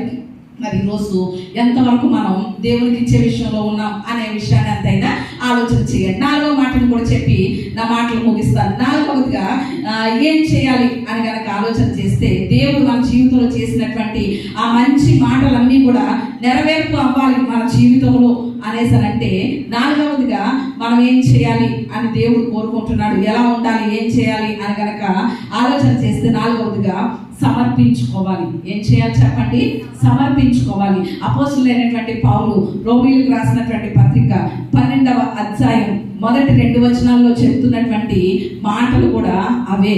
ఏమను తెలుసా? ఒకసారి చదవండి ఆ మాటలు. రోమీయులకు రాసినటువంటి పత్రిక 12వ అధ్యాయం మొదటి 2 వచనాలు చదువుకుందాం. కాబట్టి సహోదరులారా, పరిశుద్ధమును దేవునికి అనుకూలమునైన సజీవ యాగముగా మీ శరీరములను ఆయనకు సమర్పించుకొనుడని దేవుని వాత్సల్యమును బట్టి మిమ్మలను బతిమాలుకొనుచున్నాను. ఇట్టి సేవ మీకు యుక్తమైనది. దేవునికి స్తోత్రం, హల్లెలూయా. ఇక్కడ ఈ వచనాల్లో పౌలు గారు చెప్తున్నటువంటి మాటలను బట్టి మనం 4వదిగా ఏం చేయాలి చెప్పండి? సమర్పించుకోవాలి. దేవుడు ఇచ్చినటువంటి ఆ మంచి మాటలు, ఆ వాగ్దానాలు మన జీవితంలో నెరవేర్పు అవ్వాలి అంటే మనల్ని మనమే దేవుడికి సజీవ యాగంగా సమర్పించుకోవాలి. ఇక ఏ మాత్రము కూడా లోక సంబంధమైనవి మన జీవితంలో నెరవేరడానికి లేదు. ఆ కింద వచనంలో కూడా ఉంటది కదా, లోక మర్యాద అనేది అనుసరించడానికి లేదు. మనల్ని మనం ఎవరికి సమర్పించుకోవాలి? దేవునికి సమర్పించుకోవాలి. అందుకని ఎఫెసీ పత్రికలో కూడా పౌలు అంటారు కదా, 3వ అధ్యాయంలో కనుక మనం చూస్తే, మనము పరిమళ వాసనగా ఉండడం కొరకు క్రీస్తు ఏం చేశాడు చెప్పండి? అర్పణగా మన కొరకు ఆయన అర్పించబడ్డాడు. అంటే మనము పరిమళ వాసనగా ఉండాలని, పాపతుల్యమైనటువంటి మరణార్థమైనటువంటి వాసన మన దగ్గర వస్తుండగా ఆ మరణార్థమైనటువంటి వాసన నుండి మనం విడిపించబడాలని, పాపపు వాసన, ఆ దుర్వాసన నుండి మనం విడిపించబడాలి అని, మంచి సువాసనగా మనం మార్చబడాలని, పరిమళ వాసనగా మనం మార్చబడాలని క్రీస్తు ఏం చేశాడు చెప్పండి? తను తాను పాప పరిహారార్థ బలిగా, అర్పణగా ఆయన అర్పించేసుకున్నాడు. ఈరోజు ఆయన బలను మనం సమీపిస్తున్నాం. ఆయన శరీర రక్త మాంసాలను మనం సమీపిస్తున్నాం. మరి ఆయన శరీర రక్త మాంసాలను సమీపిస్తున్నటువంటి మనము ఎంతవరకు దేవునికి అర్పించుకున్నాం? మనము కూడా దేవునికి మనల్ని మనం సజీవ యాగముగా కనుక సమర్పించుకుంటే ఆయన మనల్ని ఎలా చేస్తాడో తెలుసా? అనేకులకు పరిమళ వాసనగా మనల్ని చేసేస్తాడు. దేవునికి స్తోత్రం, హల్లెలూయా.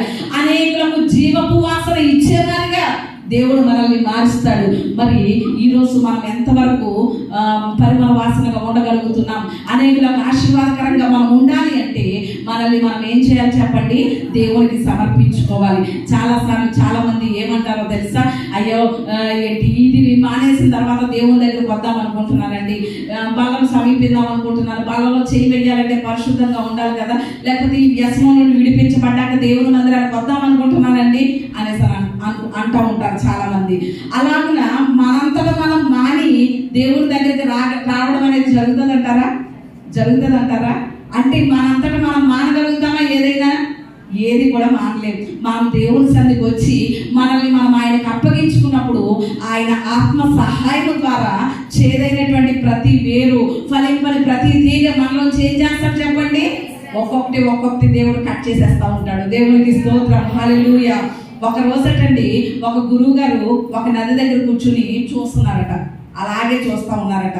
ఒక ఆయన దారిపోయి ఒక ఆయన అడిగారట, ఏంటండి గురువు గారు ఇక్కడే కూర్చుని అలాగే చూస్తున్నారేంటి? ఉదయం నేను వెళ్ళేటప్పుడు చూశాను, ఇప్పుడు కూడా చూస్తున్నాను, అలాగే కూర్చుని ఉన్నారేంటి అన్నారట.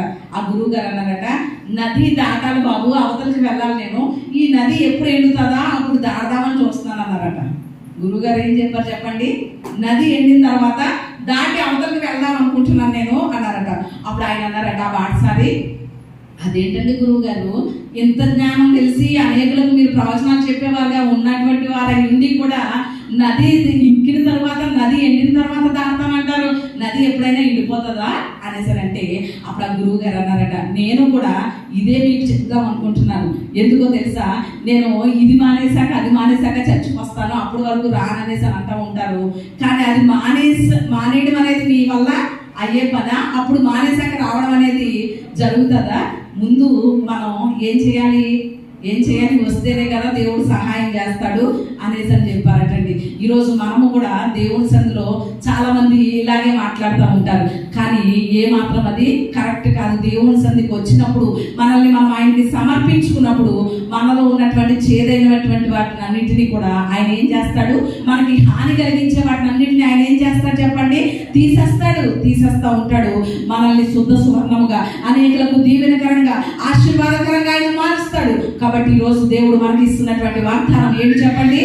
నేను మీతో చెప్పినటువంటి మంచి మాట నెరవేర్చే దినములు వచ్చుచున్నవి. ఆయన మన జీవితంలో నెరవేర్చే దినములు వస్తున్నాయి. ఆయన చెప్పినటువంటి ఆ వాగ్దానాలు, ఆయన చేసిన ప్రమాణాలు, ఆయన చెప్పినటువంటి ఆ మంచి మాటలన్నీ నెరవేర్చే దినములు మన జీవితంలో రాబోతున్నాయి. ఒకవేళ కష్టంలో ఉన్నావా, నష్టంలో ఉన్నావా, ఇరుకుతో ఇబ్బందితో ఉన్నావా, ఏం చేసినా కూడా ఆ పనిలో సఫలత చూడలేకపోతున్నాను, దేవుని కార్యాలు నా జీవితంలో, నా కుటుంబంలో చూడలేకపోతున్నాను, ఇలాంటి పరిస్థితుల్లో నలిగిపోతున్నాను అనేసి అనుకుంటున్నావా? ఆ పరిస్థితులన్నింటినీ కూడా దేవుడు ఎలా మార్చిపోతున్నాడు? ఆశీర్వాదకరంగా మార్చిపోతున్నాడు. ఎందుకంటే మన దేవుడు మంచి దేవుడు కనుక ఆయన తప్పక మన జీవితంలో ఏం చేస్తాడు చెప్పండి? మంచే చేస్తాడు. అందుకే ఆ మంచి మాటలు నెరవేర్పుని మన జీవితంలో అనుగ్రహించడానికి ఆయన వెళ్ళేటువంటి పరిస్థితి కఠినంగా ఉండొచ్చు.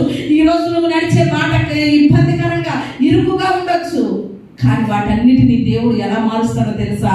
ఆశీర్వాదకరంగా మారుస్తాడు. అలా మార్చాలి అంటే మొట్టమొదటిగా ఏంటి చెప్పండి? మనలో ఉన్నటువంటివి చావాలి, శరీర సంబంధమైనవి, లోక సంబంధమైన విషయాలు మనం చావాలి. రెండవది ఏం చేయాలి? విశ్వసించాలి. దేవుడు ఇచ్చినటువంటి ఆ మాట నెరవేరుస్తాడని విశ్వసించాలి. మూడవది ఏంటి చెప్పండి? దేవునికి ఇవ్వాలి. మన హృదయమైన, బలమైన, ధనమైన, సమయమైన అన్ని కూడా దేవునికి ఇచ్చేవారిగా ఉండాలి. నాలుగవది ఏంటి చెప్పండి? సమర్పించుకోవాలి. మనల్ని మనం దేవునికి సజీవ యాగంగా సమర్పించుకున్నప్పుడు అనేకులకు ఆశీర్వాదకరంగా దేవుడు మారుస్తాడు. ఒక వ్యక్తి గురించి నేను ఒక విషయాన్ని చెప్పి, నిజ సంఘటన చెప్పి ఈ మాటలు ముగిస్తాను.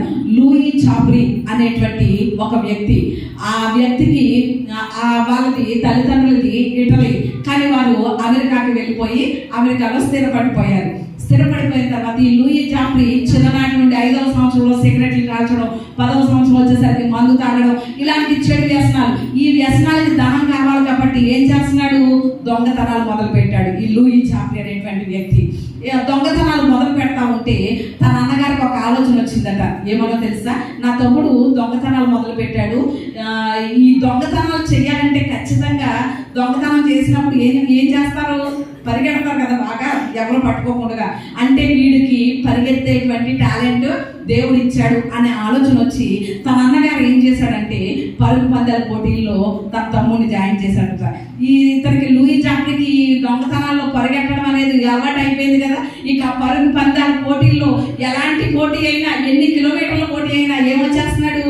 ఫస్ట్ వచ్చేస్తున్నాడు. ఎందుకంటే బాగా పరిగెడుతున్నాడు. అసలు పరిగెట్టవలసినటువంటి సమయానికి ముందే అది రీచ్ అయిపోతున్నాడట. అలాగా పరిగెత్తడం మొదలు పెట్టాడు. ఆ జర్నీలో ఒలింపిక్ గేమ్స్ జరుగుతున్నాయి. ఒలింపిక్ గేమ్స్ జరుగుతూ ఉంటే అక్కడికి వెళ్ళాడు. ఆ ఒలింపిక్ గేమ్స్ లో కూడా అక్కడ పరిగెట్టవలసినటువంటి ఆ దూరాన్ని కూడా ఇంకా ముందే, సమయానికి ముందే పరిగెత్తడం జరిగింది. అప్పుడు జర్మనీని పరిపాలించేది ఎవరు అంటే హిట్లర్. హిట్లర్ ఎంతమంది తెలుసు? చాలా మందికి తెలుసు కదా. హిట్లర్ పరిపాలిస్తున్నాడు. చాలా కఠినమైనటువంటి రాజు అనమాట. చాలా తీవ్రంగా క్రైస్తవులు హింసించినటువంటి రాజు కూడా హిట్లర్ పరిపాలన చేస్తున్నాడు. ఎప్పుడైతే ఈ లూయి చాప్రీ ఆ ఒలింపిక్ గేమ్స్ లో పరిగెత్తి గోల్డ్ మెడల్ సాధించాడో వెంటనే ఆ హిట్లర్, ఆ దేశం యొక్క రాజు, ఇతనికి సెకండ్ ఇచ్చాడు. ఆ ఫోటో ఏమైంది? అప్పటి రోజుల్లో పేపర్లో వచ్చేసింది. హిట్లర్తో సెకండ్ తీయించుకున్నటువంటి ఫోటో. తర్వాత అలాగన తన జీవితాన్ని ముందుకు కొనసాగిస్తూ ఉంటే అమెరికాకి, జపాన్కి యుద్ధం ప్రారంభమైంది. యుద్ధం ప్రారంభమైతే ఈ అమెరికా యొక్క అధ్యక్షుడు ఏం చేశాడంటే ఈ లూయి చాప్రీని చాలా బాగా పరిగెడుతున్నావు కదా అని మిలిటరీలో చేర్పించాడు. మిలిటరీలో నువ్వు యుద్ధంలో ఉండు, మిలిటరీలో ఉండు అనేసని ఆ జాబ్ ఇవ్వడం జరిగింది లూయి చాప్రీకి. మిలిటరీలో ఉంటున్నాడు, పని చేస్తున్నాడు. ఒక ఫ్లైట్ మీద, జెట్ విమానం మీద ఆ అవతల దేశం వారి యొక్క ఆ గూఢచారులను కనుక్కోవడం కోసం జెట్ విమానం మీద 11 మంది వెళ్తా ఉంటే ఆ విమానంలో ఉన్నటువంటి ఇంధనం చెడిపోయి ఏమైపోతుంది? కూలిపోతుంది. ఆ విషయం లూయి చాప్రీకి తెలిసింది. తెలిసిన ప్రార్థన చేసుకుంటున్నాడు అలా మనసులో. చేసుకుంటుంటే ఆ 11 మంది ఉన్నటువంటి ఆ విమానంలో 9 మంది చనిపోయారు. ఇక ఎంతమంది? 3 మిగిలారు. వాళ్ళ సముద్రంలో పడిపోయింది ఆ విమానం. సముద్రంలో పడిపోతే సముద్రంలో ఏం చేస్తున్నారు వీళ్ళు? ఈత కొడతా అలాగే ఈదుతా ఉంటున్నారు. ఎన్ని రోజులు ఈదుతా ఉన్నారు అనేసానంటే అసలు ఏదైనా ఒక తెప్ప కనిపించింది అనుకోండి, చెక్క లాంటిది, దాని మీద నిలబడుతున్నారు. అలా ఉంటున్నారు, ఈదుతూనే ఉంటున్నారు సముద్రంలో. సముద్రంలో అలాగిన వీళ్ళు ఎన్ని రోజులు ఉన్నారు అనేసానంటే మొత్తం 47 రోజులు ఉన్నారు ఈ ముగ్గురు. ఎన్ని రోజులు చెప్పండి? 47 రోజులు. తిందామంటే ఏం లేదు, ఆహారం లేదు. తాగుదామంటే నీళ్లు లేవు. సముద్రం నీళ్ళు ఎలా ఉంటాయి? ఉప్పుగా ఉంటాయి. తాగడానికి పనిచేస్తాయో చెప్పండి? పనిచేయవు కదా. తినడానికి తిండి లేదు, త్రాగడానికి నీళ్లు లేవు. అలాగే ఉంటే ఒక ఆయన భయంతో ఇంకేమైపోయాడు? చనిపోయాడు. ఇంకిద్దరు మిగిలారు. ఈ లూయి చాప్రీ ప్రార్థన చేసుకుంటున్నాడు, ప్రభువా నేను బ్రతకడానికి ఒక్క అవకాశం ఇవ్వా, ఒక్క అవకాశం ఇవ్వ అని అలా ప్రార్థన చేసుకుంటా ఉంటే కరకే ఈదుకుంటా ఈదుకుంటా ఈదుకుంటా ఒక ఒడ్డుకు చేరారు. ఎక్కడికి చేరారో తెలుసా? జపాన్ సరిహద్దుల్లోకి చేరారు.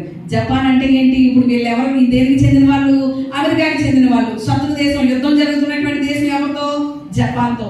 అంటే శత్రువుల యొక్క చేతికి చిక్కిపోయారు. వీళ్ళిద్దరిని జపాన్ ప్రభుత్వం పట్టుకెళ్ళి శత్రువులు జైల్లో వేసిగా చిత్రహింసలు అనమాట అండి. ఆ చిత్రహింసలు పెట్టడానికి ఒక అధికారి ఉన్నాడు అప్పట్లో జపాన్కి. ఆయన పేరు ఏంటంటే బర్డ్ అంటే పక్షి అనమాట. ఆ వ్యక్తి ఆ సైనికుడికి అప్పగించారు వీళ్ళని. ఆ సైనికుడు చాలా పేరు గాయించాడు అనమాట. దేనికి? చిత్రహింసలు పెట్టడానికి పేరు గాంచిన వాడు ఆ సైనికుడు. ఇక లూయి చాప్లిన్ అంటే ఎంత కఠినంగా అంటే చెప్పుకోవడానికి కూడా వీలు లేనంతలాగున విపరీతమైనటువంటి హింసలు పెడతా ఉంటే అలాగున ఆ హింసల్లో తట్టుకోలేనటువంటి పరిస్థితుల్లో లూయి చాప్లిన్ ఉన్నాడు. దేవునికి అలా ప్రార్థన చేసుకుంటా ఉన్నాడు. కడకి జపాన్కి అమెరికాకి జరిగేటువంటి ఆ యుద్ధంలో అమెరికా నగ్గేసింది. తిరిగి ఎక్కడికి వచ్చేసాడు? అమెరికాకి వచ్చేసాడు. ఇక పెళ్లి చేసుకున్నాడు. ఒక పాప పుట్టింది. కానీ హృదయంలో ఏం లేదు, సంతోషం లేదు, నెమ్మది లేదు. ఎందుకంటారా? ఆయన పడుకున్నప్పుడు ప్రతిరోజు కూడా ఆ జపాన్లో బర్డ్ అనేటువంటి ఆ సైనికుడు పెట్టే హింసలు ఏమవుతున్నాయి? కళ్ళ ముందు కనిపించేస్తున్నాయి, కళ్ళలోకి వచ్చేస్తున్నాయి. కాబట్టి ఇక నిద్ర పట్టట్లేదు, అదే గుర్తొచ్చేస్తుంది. చాలా తీవ్రమైనటువంటి మనస్తాపానికి గురైపోయాడు. పెళ్లి చేసుకున్నాడు, భార్య ఉంది, పిల్ల పుట్టింది, కానీ ఏం లేదు, సంతోషం, నెమ్మది అనేది లేదు. ఇక విపరీతమైనటువంటి అది గుర్తొచ్చేసి డిప్రెషన్లోకి వెళ్ళిపోయి భార్యను కొట్టేస్తూ ఉండేవాడు. తర్వాత మందు తాగడం అలవాటు అయిపోయింది.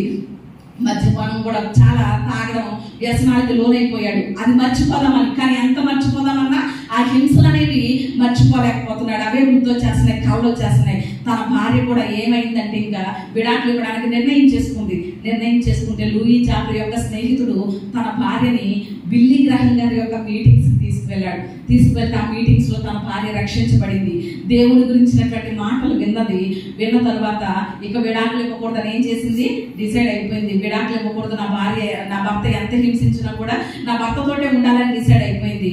తర్వాత చాలా సార్లు రండి ఒకసారి ప్రార్థనకు వెళ్దాం బిల్లి అంటే, అంతవరకు క్రైస్తవుడే, కానీ ఎలాంటి వాడు అంటే నామకాంత క్రైస్తవుడు అనమాట. దేవుడి మీద పూర్తిగా ఆధారపడలేనటువంటి విధానం. అప్పుడు తన భార్య చాలా బతిలాడి ఒకరోజు బిల్లీ గ్రహం గారి యొక్క మీటింగ్స్ తీసుకువెళ్తే ఆ మీటింగ్ లో దేవుడు తనని పట్టుకున్నాడు. దేవుడి వాక్యం తను పట్టుకుంది. ఆ రోజు నా దేవుడు ఏదైనా కూడా చేయగలడని బిల్లీ గ్రహం గారు చెప్పినటువంటి మాటలు తన హృదయంలోనికి వెళ్ళడం ఆ రోజు మొదలుకొని, అంటే 1949లో రక్షించబడ్డాడు. ఆ మాటల ద్వారా 2014లో చనిపోయాడు లూయి చాప్లిన్. అప్పటి నుంచి ఇప్పటి వరకు మరలా ఆ పెట్టబడినటువంటి హింసలు కానీ ఆ కళలు కానీ ఎప్పుడు రాలేదటండి. దేవునికి స్తోత్రం. అంతకుముందు భార్య ఉన్నా బిడ్డ ఉన్నా ఏమవుతా ఉండేది? ప్రతిరోజు కళ్ళు వచ్చేస్తూ ఉండేవి. ఆ హింసలే గుర్తొచ్చేసి జీవించడానికి కూడా, బ్రతకడానికి కూడా చాలా ఇబ్బంది పడిపోయి డిప్రెషన్లోకి వెళ్ళిపోయి కోప్పడిపోతూ ఉన్నటువంటి పరిస్థితులు. కానీ ఎప్పుడైతే ఆ మాటలు విని క్రీస్తుని సొంత రక్షకునిగా అంగీకరించాడో అప్పటి నుండి చనిపోయే వరకు కూడా మరలా ఆ హింసలు గుర్తు రావడం జరగలేదు, చనిపోవడం జరగలేదు, అవి కళలో రావడం కూడా జరగలేదు. అప్పుడు ఒకరోజు లూయి చాప్లిన్ గారు చనిపోయే ముందు ఇంటర్వ్యూ చేసి ఆయన్ని అడిగారటండి న్యూస్ రిపోర్టర్. ఒక క్వశ్చన్ వేశారు. ఏంటో తెలుసా? అది మీరు చాలా శ్రమ పడ్డారు కదా, ఆ జపాన్ యొక్క సైనికుడు బర్డ్ అనేటువంటి ఆయన చాలా చిత్రహింసలకు గురి చేశాడు కదా మిమ్మల్ని, మరలా అలాంటి హింసలు ఎప్పుడైనా అనుభవించాలనుకుంటున్నారా మీరు అనేసి అడిగారట. ఎవరిని? Louie Chaplin. మనం కష్టాలు దాటుకుని సుఖాల్లోకి వచ్చేసాం అనుకోండి, మరలా వెనక్కి తిరిగి ఆ కష్టాల్లోకి వెళ్ళాలనుకుంటామా? ఆ శ్రమలు పొందాలనుకుంటామా? ఇబ్బందులు పొందాలనుకుంటామా? అనుకోం కదా. మరలా ఏమనుకుంటామో తెలుసా? నాకు వచ్చిన ఈ కష్టం ఎవరికి కూడా రాకూడదు, పగవాడికి కూడా రాకూడదు. అంటే మనం అనుభవించిన కష్టం మన శత్రువులు కూడా అనుభవించకూడదని కోరుకుంటాం. ఎందుకంటే ఆ కష్టంలో ఉన్నటువంటి బాధ ఏంటో, ఆ వేదన ఏంటో మనం అనుభవించాం కాబట్టి. ఈ లూయి చాప్లిన్ ఇంటర్వ్యూ చేసేటప్పుడు మీరు పొందినటువంటి ఆ శ్రమలు మళ్ళీ మీరు పొందాలనుకుంటున్నారా అనేసి అడిగితే ఆయన చెప్పిన మాట ఏంటో తెలుసా? ఆ శ్రమలు నేను మరలా అనుభవించాలని నాకు లేదు, కానీ ఆ శ్రమలు నాకు మేలే చేసినాయి. ఎందుకంటే ఆ శ్రమల ద్వారానే ఈ రోజు నేను క్రీస్తును సొంత రక్షకునిగా కలిగి ఉన్నాను అనేసి అని చెప్పాడు. దేవునికి స్తోత్రం. అలాగే తన సాక్ష్యం బిల్లీ గ్రహం గారు ఎక్కడికి వెళ్ళినా ఈ లూయి చాప్లిన్ సాక్ష్యాన్ని తీసుకువెళ్తా ఉండేవారు. ఈయన సాక్ష్యం ద్వారా అనేక మంది యవనస్తులు మార్పు చెందారు, అనేక మంది ఆత్మహత్యలు చేసుకోవాలనుకున్న వాళ్ళు బ్రతకడం మొదలు పెట్టారు, అనేక మంది రక్షించబడడం మొదలు పెట్టారు ఈయన సాక్ష్యం ద్వారా. అప్పుడు చెప్పాడు లూయి చాప్లిన్, ఏంటో తెలుసు, ఆ శ్రమలైతే నాకు అనుభవించాలని లేదు, కానీ ఆ శ్రమల ద్వారా దేవుడు నన్ను అందరికీ అనేకులకు పరిమళవాసనగా నిలబెట్టాడు, అనేకులకు ఆశీర్వాదకరంగా నన్ను నిలబెట్టాడు, అనేకులకు దీవెనకరంగా నిలబెట్టాడు. కాబట్టి అనేకుల దీవెన కొరకు, ఆశీర్వాదం కొరకు దేవుడు అనుమతిస్తే ఖచ్చితంగా ఏం చేస్తాను, అనుభవిస్తాను అని చెప్పాడు. దేవునికి స్తోత్రం, హల్లెలూయా. ఈరోజు మన దేవుడు ఒకవేళ మనం శ్రమల గుండా, ఇబ్బందులు గుండా, కష్టాల గుండా వెళ్తున్నామని దేవుడు చూడట్లేదు, ఒకవేళ దేవుడు పట్టించుకోవట్లేదు, దేవుడు మా ప్రార్థన ఆలకించట్లేదు, దేవుడు మా జీవితంలో కార్యాలు చేయట్లేదు అని అనుకోవద్దు. అది మన భవిష్యత్తులో దేవుడు ఎలా నిర్ణయించాడు చెప్పండి? ఆశీర్వాదం కొరకే నిర్ణయించాడు. అది మన మేలు కొరకే నిర్ణయించాడు. అనేకులకు ఆశీర్వాదకరంగా, దీవెనకరంగా మనం ఉండడం కొరకే దేవుడు నియమించాడు. కనుక ఏ మాత్రం కూడా ఈ రోజు ఉన్నటువంటి పరిస్థితులను బట్టి ఇబ్బంది పడవద్దు. దేవుడు మనతో చేస్తున్నటువంటి వాగ్దానం ఏంటి చెప్పండి? నేను మీకు చెప్పినటువంటి ఆ మంచి మాటలు నెరవేర్చే దినములు వచ్చుచున్నవి. అవి రాబోతున్నాయి. ఆ మాటల నెరవేర్పులు మీరు చూస్తారు. కాబట్టి శరీర సంబంధమైన విషయాల్లో చనిపోయేవారిగా ఉండండి, విశ్వసించండి. తర్వాత ఏంటంటే మూడవది, దేవుడిని ఇవ్వండి. అలాగే నాలుగవదిగా సమర్పించుకోండి. ఆ వాగ్దాన నెరవేర్పులన్నీ పొందుకుందాం, దేవుని కార్యాలు చూద్దాం. అట్టి కృప దేవుడు మనందరికీ దయచేయును గాక.